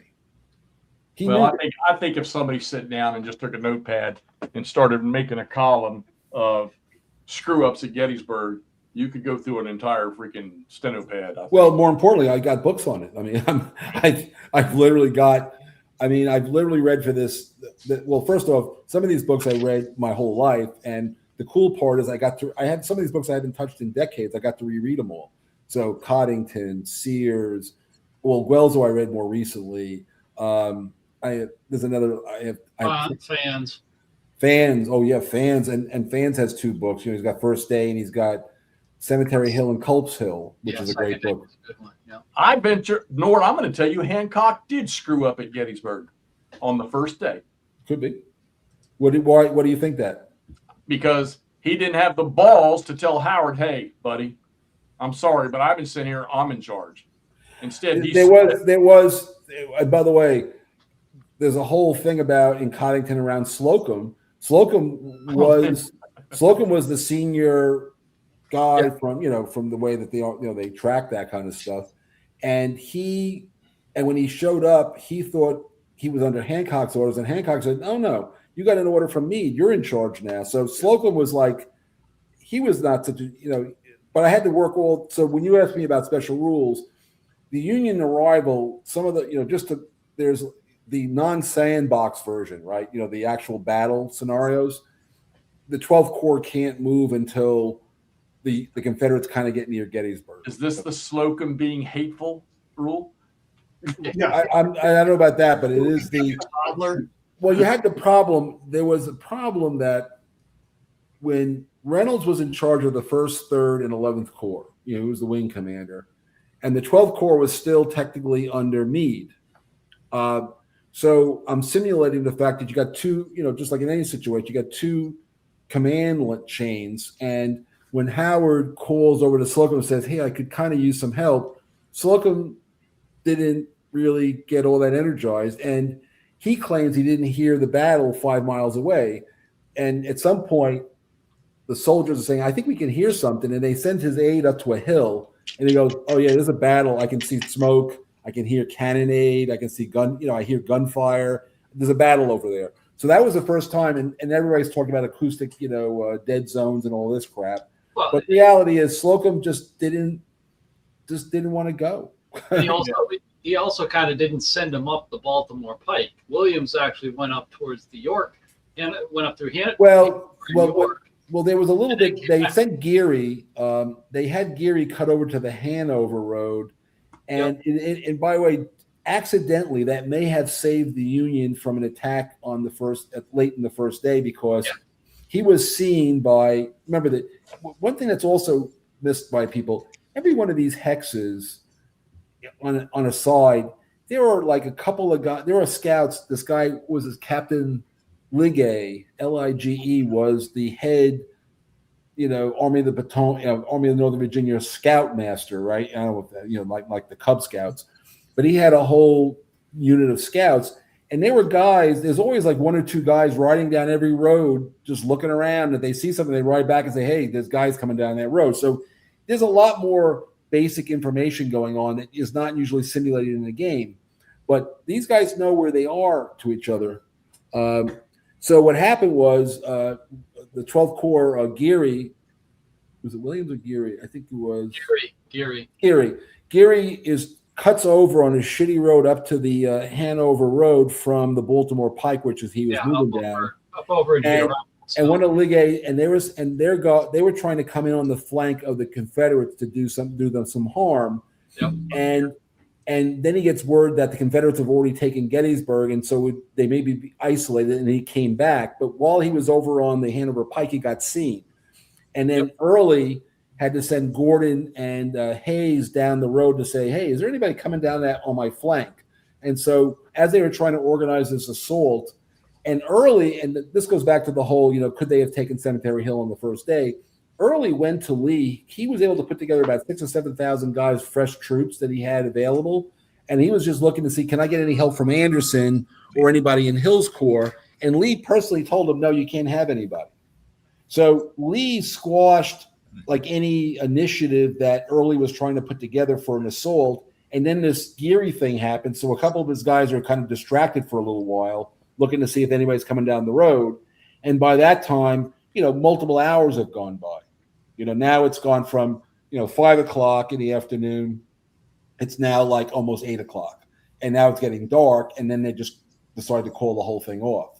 But so whatever happened in the post-war, going after Ewell and not A.P. Hill. But at the end of the day, Lee screwed that up. I mean, again, to your point, Lee's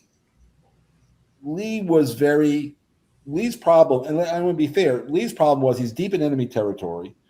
He doesn't have enough information about where he knows the Union Army's over there, right? He got, and that they're rushing towards the battlefield. He's got that also. His scouts are telling him that.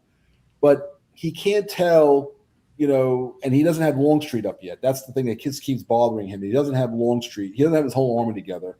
He doesn't want to get defeated in detail. And so he's naturally cautious, right? Because if he loses up here, he can lose the whole army and the war. So he's got that on his shoulders, which, again, risk calculus, right? He's got a different risk calculus than we have now, because we're looking back on it like, Monday morning quarterbacks going, oh, he could have done this, he could have done that. But he's got big issues to worry about if he's got a downside risk issue that he's got to examine at all times. I mean, I can think of small scale battlefield decision making and how tough that is. I can't imagine what at that. I will say this: at one time, I did get a chance, and it was just a training event, but I did get the opportunity to control evac, medevac, and combat rotary aircraft in a simulation. There was probably 5,000 troops on the ground, and all I was doing was controlling the birds coming in and out.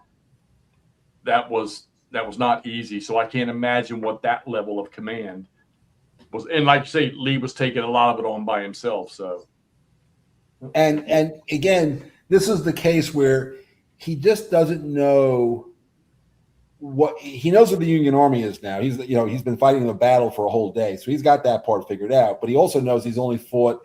Remember, they got prisoners at this point, so he knows which corps he's seen. Right? He knows that he has seen three Union Corps and cavalry to this point, and he knows there's 7 corps. So he goes, where are the other 4? And he's already getting hints that 2 of them are already in the vicinity. So now he doesn't know how many fresh troops do they have back there. He knows there's 4 corps, but he doesn't know where 5th Corps is. He doesn't know where 6th Corps is exactly, other than they're coming up. And he doesn't have Longstreet with him. So he's saying to himself, I could be outnumbered here very quick. I don't know if I've got more guys or less guys than they have right now, and they're on the high ground. So he's got, like I said, he's got a lot of plates to keep spinning, and it's getting late. And by the way, now it's getting late.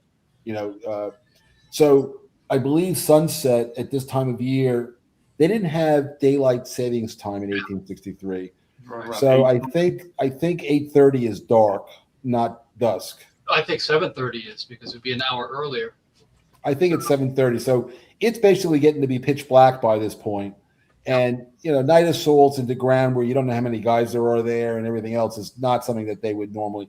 Now, a Stonewall Jackson, that's what, if you ever listen to Shelby Foote's given some interviews, and Shelby, you've all heard Shelby, you know who Shelby Foote is. And he goes, anybody who tells you they think they know what's in Lee's mind is just making it up. He said, no, I don't know. Nobody knows what was in Lee's mind.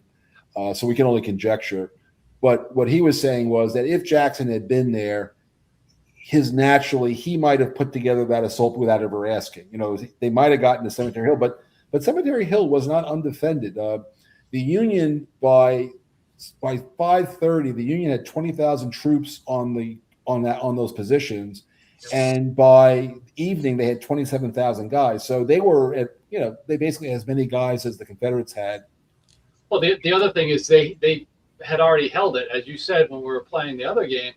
They left one division up there to start digging in, so they were already dug in with artillery and stuff when the troops that were broken. Oh yeah, and this is interesting. Can you bring up that B map for a second and go really tight on Gettysburg itself? Yep. I want to show you something. I keep thinking too that early. I mean, okay, Rhodes's troops they just weren't all that. But early had gotten, Gordon was beat up already because he was the first to engage. Yeah. Yeah. And then the only other, Smith was off and about doing something else. Avery or the Hayes's Louisiana Tigers. That was really, if you ask me, that's all that they had. Well, like I said, Early, according to Coddington, Early had cobbled together with Hayes and Gordon and some other guys he had, and Smith, and one of the brigades from Rhodes is that he had 7,000 guys pulled together, which is 2 divisions basically. So he had pulled together a 2-division sized assault force to go and that's when he talked to Lee about getting some more guys to hit him from another side. So one of the things that's very interesting, so you can see Gettysburg, and then you see the first one, there's a hill there, and then the next one says Cemetery Hill. Both of those hexes are actually Cemetery Hill. The cemetery is that dot on the hex zone. And it's in the rules. You guys have, I put an FPO 4-position only picture, but it's using the Great Battles of the American Civil War maps that you guys have. Cemetery Hill is extraordinarily long. It's a deep position for putting artillery. That's what made it such a good position. So we show it as 2 hexes, basically. So Cemetery Hill is those 2 hexes. Then you're going down Cemetery Ridge right here. And then if you go a little further south, you see there's an open space, there's a clear space, and then you're getting down into the round tops, and you see where Devil's Den is.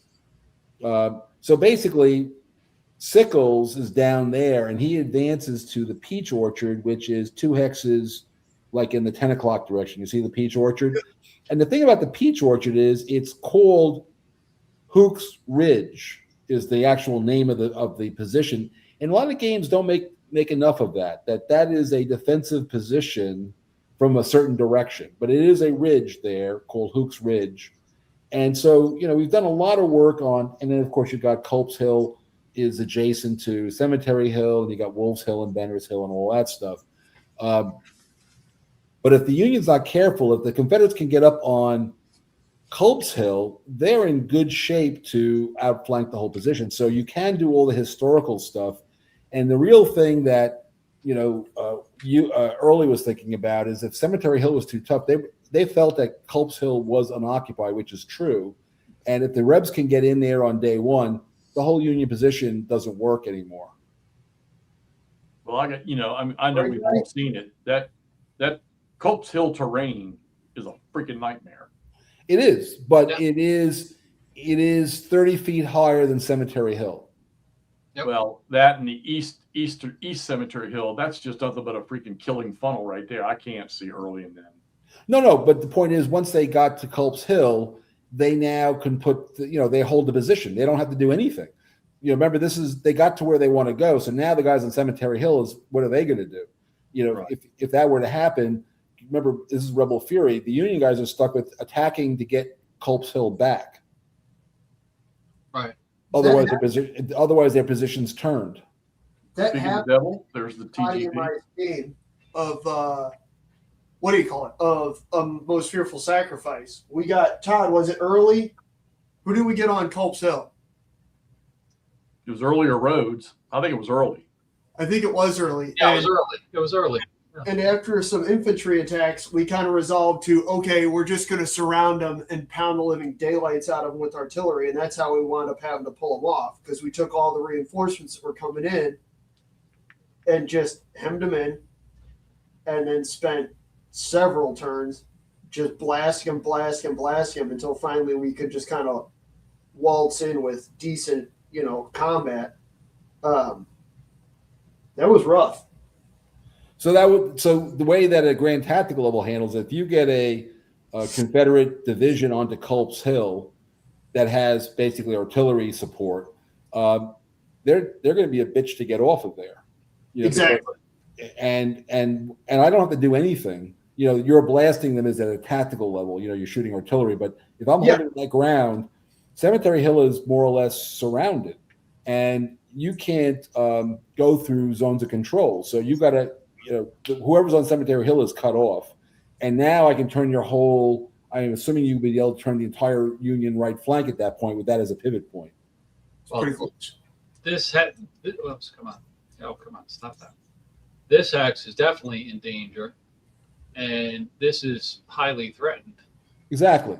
And so now the Rebs take that hex, and now things are very different. The whole situation is a very different, you've done what Lee was trying to do on the second and third day. You see how that first hex of Cemetery Hill is a four-sided salient. And that's what he was going, that was what he attacked. That's what the attack on, they were supposed to roll up from the Devil's Den. Well, they're supposed to go up the Emmitsburg Road, but they're basically coming up the wheat field. They're supposed to turn that whole Cemetery Ridge position and come into the bottom of Cemetery Hill, which is open. You see, you can come in from that direction. It's clear terrain hex if you can attack from directly south of it. But Dan, the hero Sickles messed that plan up. Again, I think Sickles might have saved the day inadvertently, even though, again, there was this, I don't know if you guys, how much history class you guys took. There was this German philosopher, I put it in my article, named Becker, and he had an interesting way of looking at it. He said that historical events, after they're done, disappear. They just go away. I mean, it's over.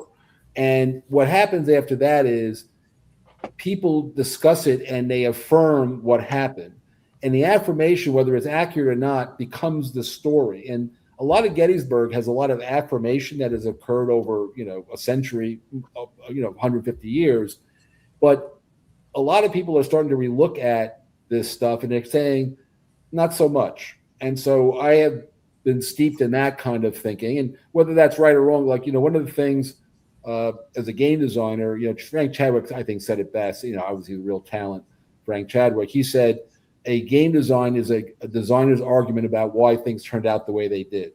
And so this is my argument about why things turned out the way they did. Maybe people say Mark's full of shit, and people say that all the time. But on the other hand, I still am putting it out there. This is my view, and that's what I do for a living. So I've been doing it a long time. So I'm not saying. I think that's a plus because all you different designers, your view. It's funny because we hear the comment, how many Gettysburg games can you have? Well, as long as you guys keep doing them with everybody's different views, we're getting different Gettysburg games, in my opinion. And different scales. See, the one thing about this game, if you go back to this map, this is when you will someday get Lee Moves North, you guys, of course, will get it, but others who get a copy, the main part is you've got, oh, by the way, you'll like this one, Hexy. I don't think I said this. So there are 4 Gettysburg scenarios on this map that are just one map scenario. So everybody goes, well, I'm not ever going to be able to get 48 square feet of map out there. I got that. But how many East Front games do you have with 30 maps that you never set up also? So don't cry to me about that crap. But there are 4 Gettysburg scenarios on this map. So you got so I call them 1 dog, 2 dog, 3 dog, and 4 dog. So 1 dog is a fabulous. It's a 2-turn scenario of the first day only, and I've played it now. I don't even know how many. I play it all the time. It's just a shitload of fun. Then 2 dog is a 1-turn scenario. Now, and I've gone away from trying to give you guys. People have been pissing me off, and I'll say this: I write like you guys saw the 7 days battle rules in Army of the Potomac. I wrote like 2 fucking pages of special, of solitary rules. And I gave it a good solitaire rating. People go, I think the solitaire rating is high because it doesn't have solitaire rules. I'm going, what were the 2 pages about? Did I miss something? You didn't understand the words? I mean, I get all that. So I decided that hex encounter games, solitaire rules for hex encounter games are very difficult to do as a general rule. And I'm not even going to try anymore. Screw you all. But the 2 dog and 3 dog are just the afternoon of the 2nd and 3rd day. It's a 1-turn scenario. And there's so little movement before you start attacking that it effectively could be solitaire, but I'm not giving you solitaire rules. You can figure that out yourselves. But 4 dog is epic.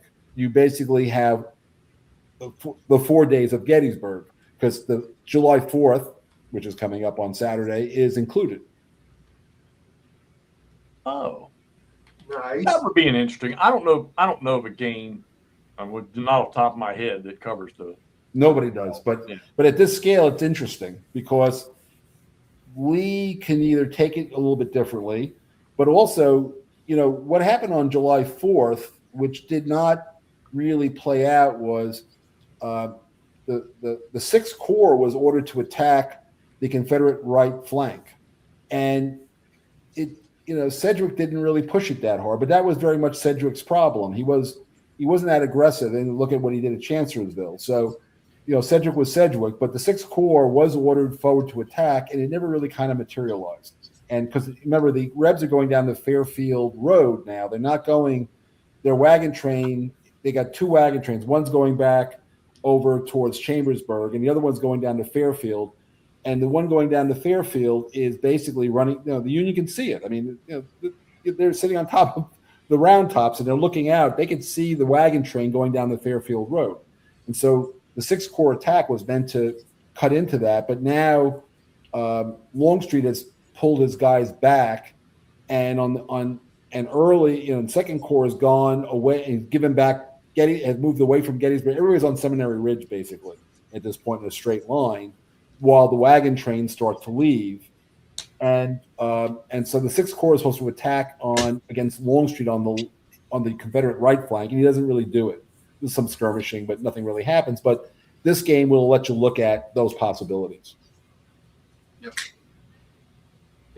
No, that's what intrigues me is to be able to do that 3rd day, as you're just talking about, or the 4th day, excuse me, as well as a campaign, going back into Virginia, because you have all the skirmishing by the cavalry at this point. Oh yeah, that was happening, down. Jeff, just above you in Hagerstown, the cavalry charged through the streets, and over there Williamsport as well. You could still kind of simulate that to try to cut off Lee, getting back to Virginia. And when you play so let me talk about the scenarios briefly on the 1863. So somebody asked 1862. There are 3 scenarios. There's South Mountain, which is like a Fair Oaks. It's 2 turns, very few counters. It's interesting to look at.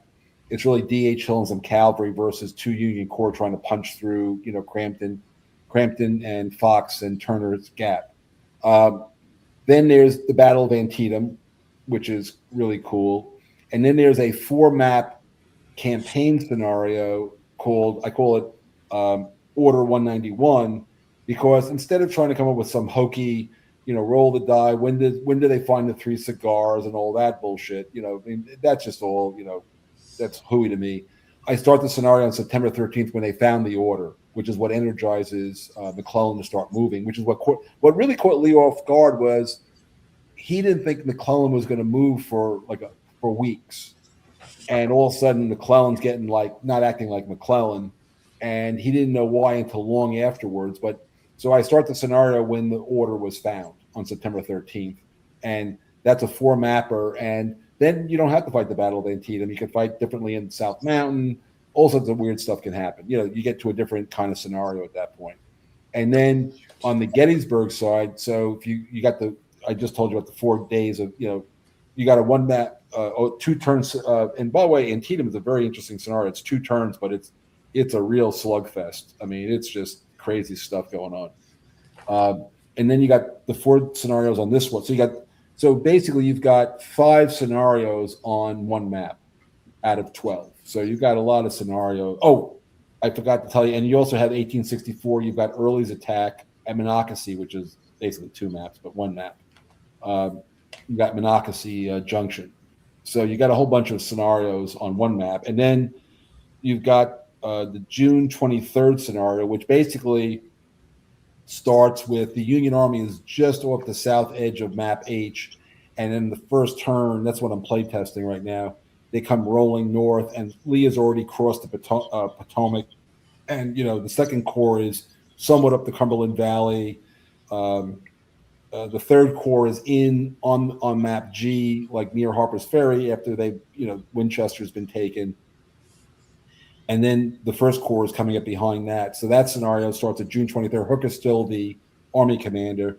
Then there's a June 28th scenario, which is Meade takes command. Now that one starts with the Union Army is basically at Frederick, and the Confederate Army is way the hell up on map A. So that one's kind of interesting, just the visual of, down here is the Union Army, and way the heck up there is the Confederate Army. And Ewell's already off the map to Harrisburg and York. And then there's the theater thing that starts on June 3rd, which is with the blocks until you get to the campaign maps. Wow. So there's 12 scenarios. Yeah. I mean, I was thumbing through that today. I haven't looked at detail, but there's going to be a lot in there for any level that people are looking for.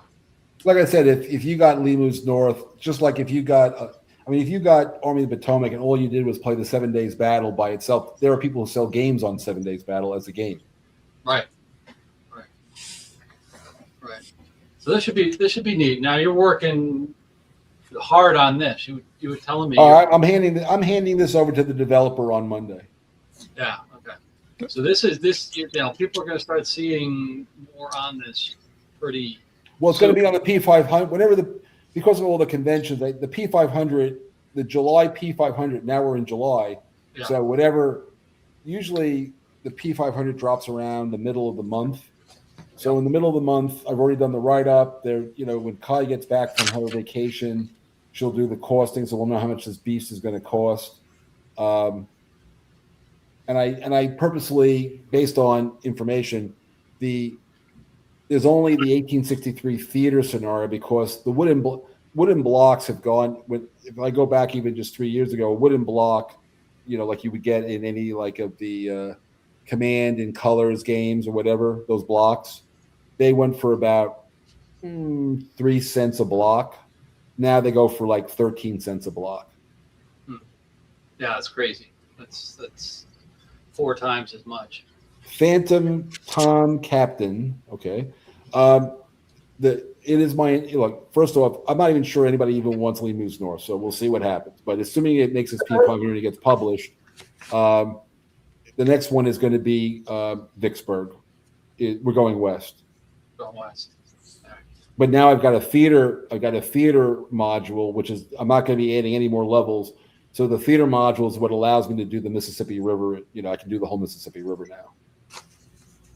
Oh, so all the way down into Louisiana, all the way up to Memphis, So my goal is you'll have effectively, the 1860. You're going to have Henry Donaldson, Shiloh, Corinth campaign is one of the main campaigns, and then you're going to have the whole Vicksburg campaign, and then there's a bunch of stuff around that I may, depending on, what I can get away, with.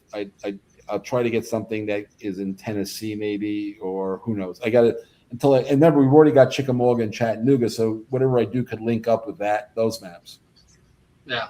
Well, that whole piece of it there from middle to eastern Tennessee, as well as Kentucky and northern Georgia. Well, the theater map will cover it, but it's the grand tactical maps. How many of those I can, things in the West are more spread out. I got as long as you can line up like 20 maps, Mark, you should be able to cover the Mississippi from St. Louis to New Orleans. Yeah, and you know what? Cajoling, getting Charlie Kibler to do these 8 maps took the fact that I have a 35-year relationship with him to make that happen. Did anybody see the Harry Heath Yelp post on Facebook? No. Somebody did a like he was on Yelp, and it was General Harry Heath making a post. And here's just real quick. It says, "It started out as a minor scrape with a few militia. The next thing I know, I'm tangled with half the Union Army. No recon, no support, no clue. Terrain was a mess, ridges, fences, and not a decent map in sight. Tried to press the attack, and suddenly Reynolds shows up like he owns the place. Whole thing escalated way beyond expectations. Poor communication, poor planning, terrible outcome. 1 star, would not invade again." That's pretty funny. Fantastic. Oh, that's funny. But what's the score of this game? Is it still 1-0? I can't tell.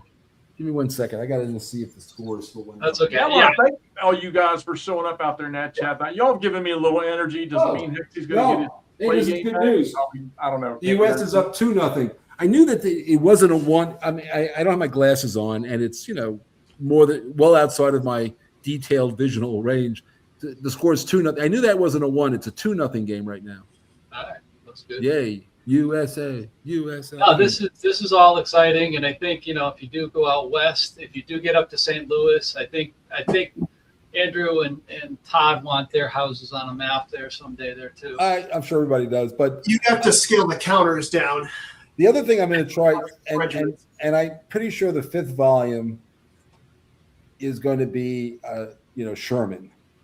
Oh, I'm trying to get this thing done in 6 volumes, so I got to, and obviously I got to get Manassas in there somewhere. But what's cool about the theater, when you see the theater map, I don't have one handy because I mailed a tube of maps to Cole Worley's a friend of mine, and he lives in St. Paul for this convention the weekend after this one that I'm going to, and I mailed him a tube of the maps to show at the show. And that one has my theater map, and the other theater map is actually in my office where I'm working on it. So it's underneath, it's got pieces on it. I'm not. That was the other thing you're saying. You're going to was the SD HISCON North, right? Mm-hmm. Yeah. So if anybody's going up to there, Yeah, somebody already posted that they were looking forward to it. Oh, did they? The ability of the owner to not take to the offensive against Army of Northern after Antietam and Gettysburg was that those battles had exhausted the Federals. The answer is.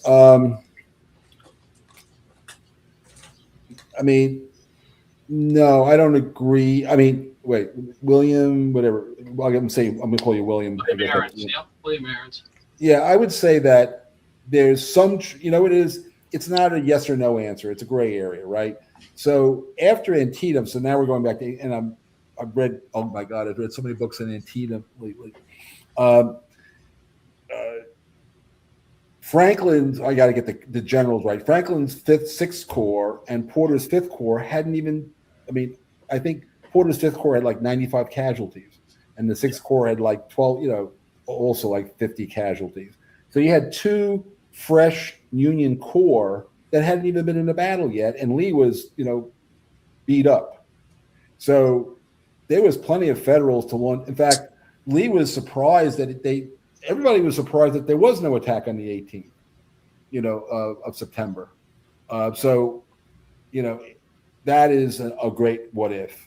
And now what happens in the scenario that I did, just the compact lines, you can't even get that many Union, the Lee's lines are so compact, you can't even bring that many guys to bear. Forget about rules for stopping the use of it's the geography and the terrain prevent you from doing a lot because there's just not a lot of room.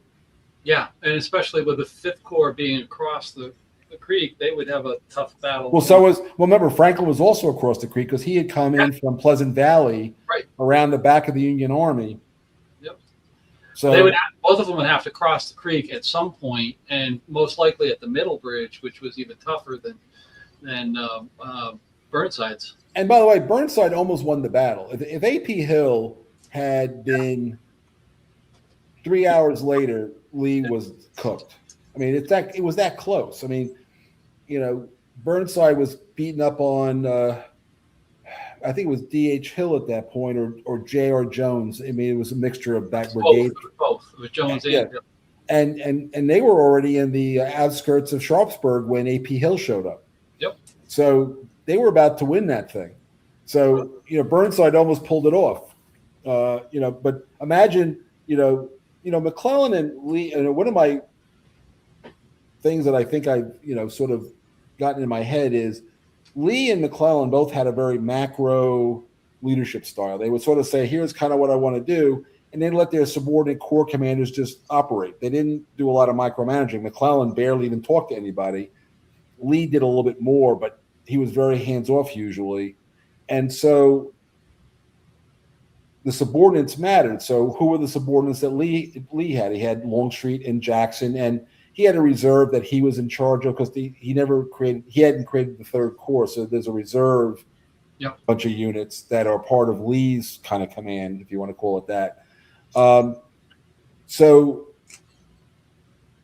they had the same style, but McClellan's subordinates where Hooker was actually I think Hooker had his best day as a corps commander, but he got wounded. Mansfield and the 12th got killed. That slowed him down. Mansfield was only in charge of the 12th Corps for 2 days. So he had a short but glorious career as corps commander. And then you have, and then you've got Burnside. And those are the only 3 guys that were really able to get their forces engaged that day because, Porter didn't do anything. Sykes had a short excursion across the middle bridge, but that's where the 95 casualties came from. The 6th Corps didn't do anything. And Couch, who was kind of like a 4th Corps, just wandered. He just kind of wandered around from, the Cumberland Valley, over the passes, and he didn't even show up on the battlefield really until the very end, and he did nothing. So fully about half of. But see, in a force structure game, you have to stop the Union from getting those guys to bear, otherwise they'll win the battle too quickly. Whereas I don't have to worry about that stuff. The scale handles all of it. It just works out just right because the frontage of a half-mile hex, 2 brigades is the frontage of a half-mile hex. If you didn't know that. Yeah. No, that makes sense. I do choose these things on purpose. There is purpose behind it. That's why we want to have you on to explain that stuff. So that people get an understanding of it, which is that's great. Why. And I chose that scale specifically so there's no stacking. See, that's what makes. I don't know about you guys, but stacking is a necessary evil. I've used it 100 times, but I prefer not to. Hex, you played all my Alexander games, right? There's no stacking. Sometimes you put 2 phalanxes on top of each other, but basically there's no stacking. I haven't. Yeah, no, I've not put nothing on top of anybody. Yeah, other than the leaders, but that doesn't really mean anything. Yeah. Leaders are special. So I like when I can not have stacking. Thank you. Yep. I like it too. There's quite a few games out there that getting rid of a lot of these counters. on top of units or whatever to overstack. I think that's why with me and GBACW, the full rules, I'm a little hesitant anymore to touch it. The simple works for me. I'm still playing that. But I like the GBOH stuff, Mark. I really enjoy it. Oh, thank you. Well, Berg and I had fun doing it,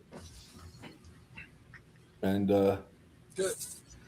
Well, we're just coming up on 2 hours here. We've put it away, but no, this is great stuff. I mean, I like hearing the backstory. I like hearing the new stuff. Looking forward to seeing that and hopefully helping you a little bit, play test that down the road. Yeah, so Joel Topin, now that we have fun, right now, Blue Panther, and I just got a note from them, and I'm going to pay some extra money. They're shipping them out overnight. I'll have them by Friday. So I'll have them at the new, so I basically got a full set of counters. And all the people that kept complaining, like, remember how we were using wooden cubes to remember how the HQ ranges were? Yeah.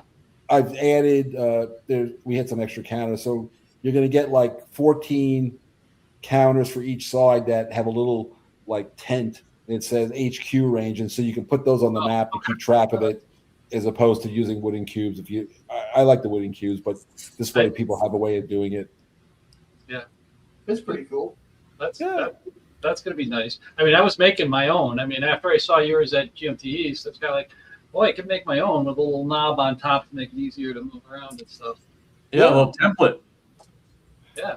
Well, now, like I said, you could still do that. People pimp out their games all the time, but at least this way, people have it. That's pretty awesome. It's in the box. It's part of the box. But I'm really excited. Actually, given that we're getting to the end of the show, if you don't mind, I'm going to give you guys a fun visual if you got a second. Sure. But I got to disconnect all this equipment. Hang on. So, can you still hear me? Yeah, we hear you. We hear you. Yep. Yeah, because now I'm on the computer. No, but now it's the computer. It's only the computer. I just disconnect. I set up sort of like a small, microphone also. Let's see. We were getting behind the scenes in the Bat Cave of Mark Herman. Jesus Christ. Now, wait a minute. We got to. So Harper's Ferry. I can point out Harper's Ferry. Oh, yeah, we so lost. your house, Hexy, is. I want to get him on full screen. Here's Falling Waters. Make it full screen. He's trying. Oh, okay. Sorry. Can you see it? Hold on. How do I get him on full screen? I can't get him.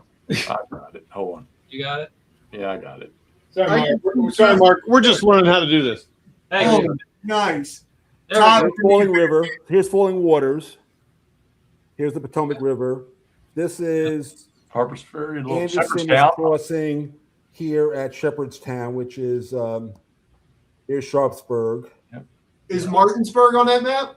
No, Martinsburg is on the theater map because Martinsburg is like right down this road here. Okay. Martinsburg's here. Now, Martinsburg's south of Falling Waters. Yeah, but it's like over here somewhere. Yeah. This is Williamsport. Wait a minute. Pull that back out. You got Martinsburg on there. Yeah. I'm about to say it's just down the road. Yeah, it's literally like. Yeah. It's just It's right here, Mark. No, Mark, it's by your finger. Go to your right a little bit on the map. Isn't that Martinsburg? Now stop and come down. Isn't that what's that? No, right this there? is called the Martinsburg and Williamsburg Road. Martinsburg is here. Well, what's that big town right there? That's Haynesville. Oh, Haynesville's one of our little communities. It's like a dot. Yeah, well, look at the scale. This is like individual houses here. Okay. So this is Heth moving towards the river. Here's the whole Cumberland Valley. So up here, you've got Johnson's over here, Early's here, Rhodes is here. The HQ is just how you move, but that's where the second corps is there, and then here is the first corps is just coming on the map from the Shenandoah Valley. Here's Harper's Ferry with its fortifications. And then the Union Army, here's Edwards Ford. The Union Army is going to start entering this turn here. Dude. Hey, Mark. real Yeah. quick. How wide is that bottom part, and how high does that go again? How the map? Wait, can you explain to me what the question was? How wide in inches is that bottom part of that map that you're looking at with that remote control right there? And then how You can long? use feet. So this is two maps. This is map G and H. These are two maps side by side. Okay, So so that's, basically, think of it as two columns. Is down. Can you see the end of the table there? No. No. Oh, yeah, kind of, yeah. Yeah. Oh, Here's up there we go. Yeah. okay. So there's Chambersburg, Okay, and that's the road to Gettysburg is over there.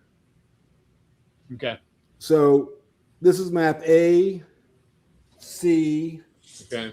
E. This is where Sharpsburg is. E is there's Sharpsburg, and G is the lower part of the valley is here. okay, And so then this, and then Gettysburg is the map we've been looking at is there. That's Gettysburg. You see Gettysburg, Oh my gosh, that's crazy. and then this is. So I was telling you. So where are we here? Here's Emmitsburg, and here is Taneytown, and that's Gettysburg. You see, so you can see how they're all related, and then there's Frederick,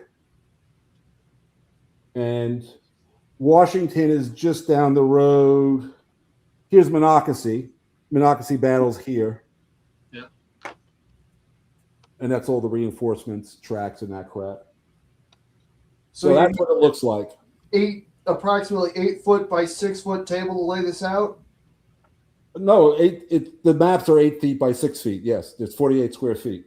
Yeah, That's correct. Todd, I need to build another extension on the big table, buddy. So I hope you see the. Is there anything else you want to see while I got it over here, or are you good? That's No. awesome. That's awesome. McMurray, you're going to need an extension to the garage. Forget the table. Now, to be clear, but just because I like to think that that's the sizzle that sells the steak, as they say. But remember, you've got half a dozen scenarios on one map. Oh yeah. Right, and that's what people are going to want because who has that table space. So that's cool. Well, there are conventions, Sure. but beyond McMurray, conventions, you're right. It's there. Let me just plug everything back in. and Here. McMurray's garage. Can you hear me still? Can you hear me again? Yeah. Good. Wow, that I can't believe that didn't crash. Was that just like a wireless camera? Say again? Laptop.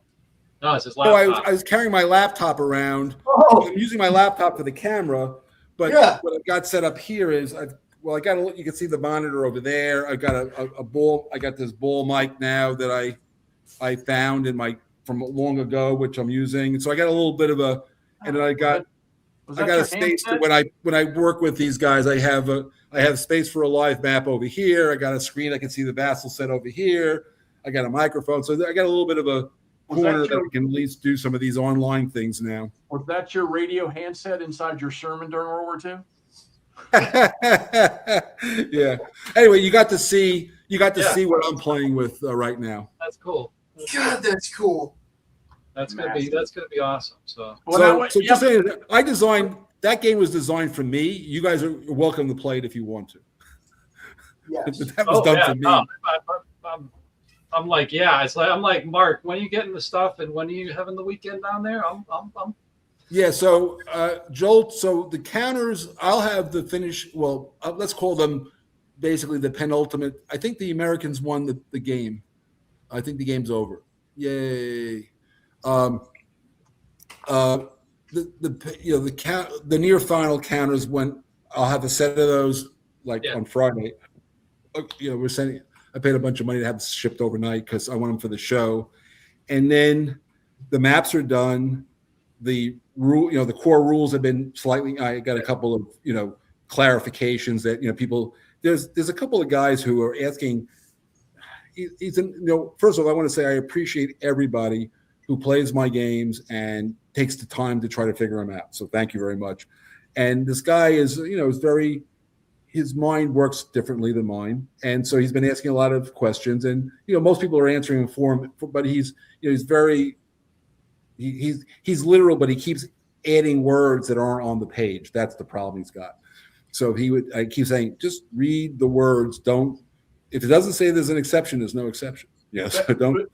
Alan and I have been going around about this with a couple of game systems recently we've been playing. If the freaking rule's not in there, don't try to put it in there.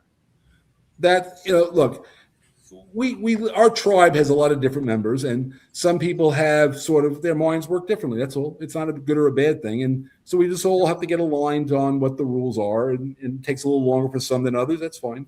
I'll help. But the point of the story is that the core rules are identical. So you asked me if there are any changes to the core rules. No. There is, the only thing I added to the campaign rules is this cautious HQ rule, which is that's a campaign rule addition. Other than that, the campaign rules are identical. There you go. So you've already got the rules. You already know how to play. So ultimately, if you know how to play Rebel Fury and you were to get Lee Moose North or Army of the Potomac, you can play a one-map scenario out of the box. You don't have to read anything other than the setup instructions. Well, I'll say that was my intent. All you guys out there that haven't touched the system yet, if I'm going to go ahead and want to backtrack. We've said it a dozen times. Alan and I weren't sure. Mark straightened us out. If you want a game that plays well, it's not hard to learn, and will make your fucking head hurt trying to figure out what you want to do, this is it right here. And you're not going to struggle with playing the game. You're going to struggle with the decisions you make when you're playing this game, which would be typical. It's the way it should be. Yep. No, it's good. Thank you. We'll be showing more of this as things progress with Mark. I know, Mark, you got a few things going on here this month. You got his. Well, mostly Joel Topin now has the maps and the counters, and I think he's going to start. We'll have a vassal set before the end of July. That's pretty obvious, and I'll get that out to you guys, and we'll start to mess around with it. Play testing a little bit more, and I've got like I was talking with you before. I've got potentially more people getting online with this as well. So that will be. I'm at the point where I know the fact that the theater module works, mechanically. I mean, I know how to do that, but I haven't had the experience of playing it because I'm not schizophrenic, and my memory is too good. So I can't with Stratego, it's like playing Stratego one-on-one. It's just like, what are you going to do? Where the bomb and the flags are. So it's not that interesting. We'll help with that. We'll help with that as best we can with everything. Yeah. So. I need another human. I think I've almost got my wife talked into playing.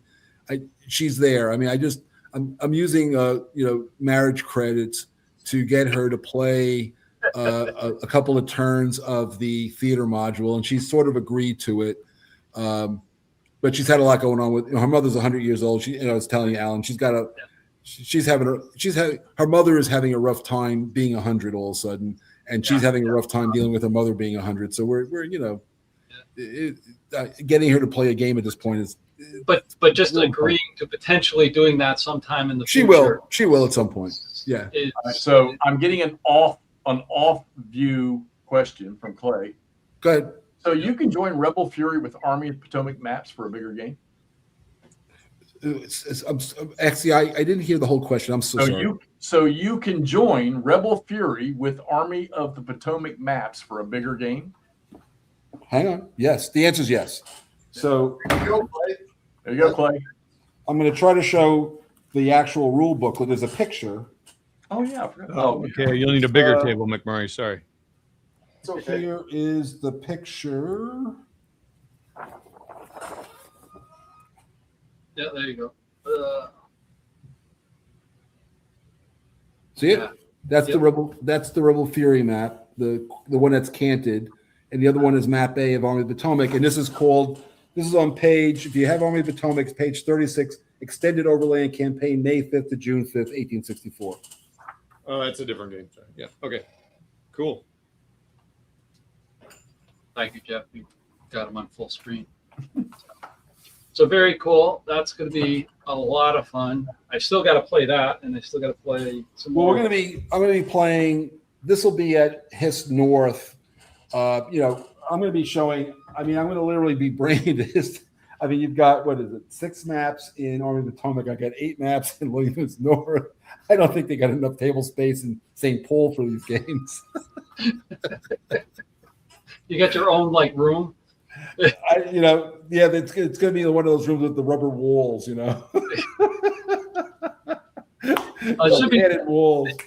should be fun. We want to see pictures. We got to see pictures. Well, they'll be picked. Yeah, I'll try. But I am going to have a Rebel Fury. I'm going to basically be teaching Rebel Fury system through that. Yeah. I mean, it's really, for me, it's only a 1-day convention because Yeah. we're going to get there Friday. My son's coming with me, which is going to be a lot of fun. I'll have my little boy who's 35 and built like a small tank, but he's still my little boy. So I'll have my little boy with me, and he hasn't been to a convention in a long time. And then Sunday we're flying home. So it's just Saturday is really the convention for us.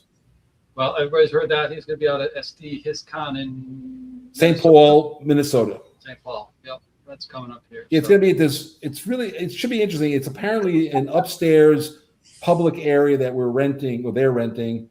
That is, it's a railroad depot, but an active one downstairs. Like trains coming in and all that. Should be pretty different. I don't know. We'll see how it is. There's Stigler. You made I'm going to change his name from Stigler to Lurker. Hey, Stig. Well, unfortunately, we're just kind of wrapping up here, saying thank you to Mark for coming on and talking with us here. July 1, Gettysburg, new stuff, old stuff, everything stuff. And, checking that out. I want to thank Todd and Hex and McMurray there for joining in on the conversation. Hope you guys had fun. Oh, Yeah, absolutely. This of course. is fantastic. Yep. Thanks, guys. There. How's your game going, Todd? Oh, it's kind of slow because it's kind of hard to converse when you're learning a game. So I'm just getting the efficiency ratings and all that stuff figured out. So yeah. So here you go. Well, a little away from this, but somebody's been emailing me, one of our viewers, and he's had a couple interesting questions about GBACW, and he's been pounding the channel, looking at all the instructionals and stuff, and watching some of the videos of the different things that we've all done. And he hit me up with the question of, Hexy, what's the best way for me to start learning this system? And my thing was with full rules, GBACW, I said, look, master command so that you understand how orders, how units can function within their command. Master that, then do a little bit of your movement, and then address fire, combat, and shock. And I can't think of, and then all the other odds and ends shit, you can figure that out yourself later. But you got it and if you think about it, even though in this system here, command is what side is your leader on, what's his range, and what you can't do outside of it, and what you can't do inside of it. And there you go, you have it. So, and it seems to function very well. Don't forget, 19 October, even though I'm in a slump right now, that is still the game plan. By the way, believe it or not, you're going to get to meet my better half. She has agreed to come to Gettysburg. Oh, good. Oh, now the trip's worth it. All y'all should be there. Awesome. Yeah, you're going to see the hot girl I married long ago. That's awesome. 19 October. And she plays war games. Come on. Now, well, that is she.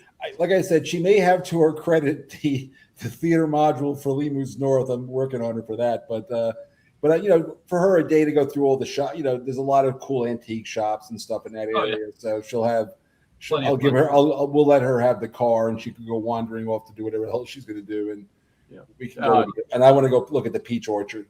Tour guide Phil, if you're still in there, you're still down for October, right? Yep. Yeah, we got to make contact with Phil. We'll be talking about that. More immediate. Summertime here, it's a little tough getting the live streams going weekly, as we've been doing in the spring. And as Hexy said, he's a little bit of a slump, so that's why we've been off a little bit.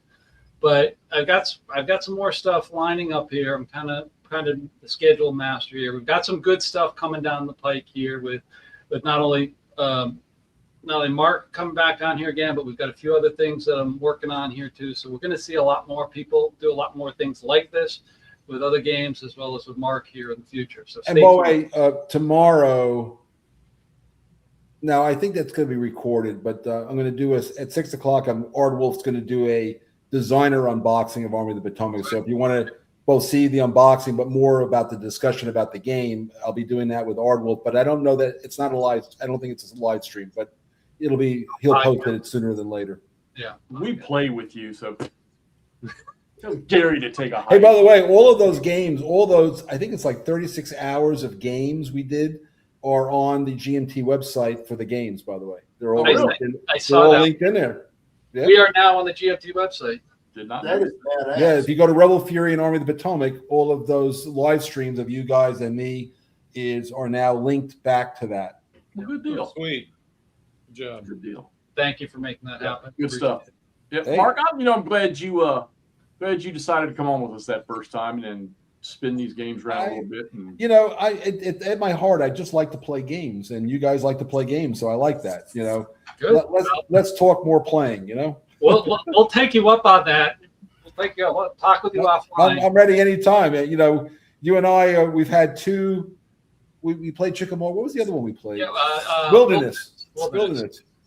Well, we're right in the neighborhood, so it's as we were talking, it's not that far away. Well, like I said, once we get the Vassal set we got to play Gettysburg. I mean, it's just and Antietam. We can play Gettysburg and Antietam. It would be great. And, by the way, we will be able to finish in one night, one dog for sure. It's only 2 turns. Yeah. Sounds good. well, we're going to be there, guys. We're going to be there. And if it's easy for you to get there, I recommend you come. You know, the knowledge base of all you guys out there, all these guys on here, and then tour guide Phil going along with us. There won't be nothing. If you got questions, somebody can answer them. Maybe you can answer some questions that we have, because every time I go to Gettysburg, something new crosses my brain. It's a question that I need to ask. And I'm going to be bringing I'll be bringing the maps from Lee Moves North. I want to see that map and the real terrain to see how it feels. You know, when you see, the map is at Gettysburg. That would be awesome. That's, That would be So I'll awesome. definitely have it. In fact, the game might even be. Gettysburg in October. Well, it'll be a little. It could be anything from freezing cold to very warm to very rainy. It could be anything. Todd, I know you said you're busy, but we're not busy anymore. We gotta try to Gettysburg. But you have a place to stay, so. Yeah. Exactly. Even though you said you'd never let us stay again. No, I said I'll never let Todd stay again. But I guess if you're coming, Perfect. I get the comfy couch. no, you guys are welcome here anytime. So. And this- I will be your staying. own key. I want to be clear. I will be staying with my wife in a hotel. Oh, I'm not staying up there. Their bedroom be in the comfiest She's not. couch. She's not one for roughing it. You know. That's fair. Yeah, she's not one. She's not a roughing it kind of gal. We're not going to go with the tent on the battlefield. That's not happening. Yeah, David Murray and I will do that. Don't worry. Nora, where are you getting a Pennsylvania rifle from, and where's the Springfield coming from? Sorry, guys, I just got. Oh yeah. You talk about this one real quick. I want to get on the stuff. Where's that coming from? Yeah, I mean, if it's like Somebody's getting a birthday present. Yeah, if it's a Kibler flintlock, that's great, especially if you buy it damn near done. The one thing that always bugs me is, Nord, you can get kits way cheaper. You used to be able to pay. It's not Charlie Kibler. I don't remember what the guy who builds muzzleloader kits name is. It's Kibler, but you used to be able to pay him to put the sights on the rifle, like to braze them on, which is always good, because I just got a 1861 and I almost grabbed one of the Traditions kits, but you got to braze the sights on, and that's the epitome of something I would. Here you go, McMurray. Replied. Oh, there you go. Alan, close this thing up, brother. Yeah, we got to close this up. Thanks everybody for coming on. Stay tuned in the future. Look out for on Facebook and everything else for next shows. And thanks everybody. We'll talk to everybody later. Thanks all. See you. See everybody. Bye, guys. See you, Paulie. Bye.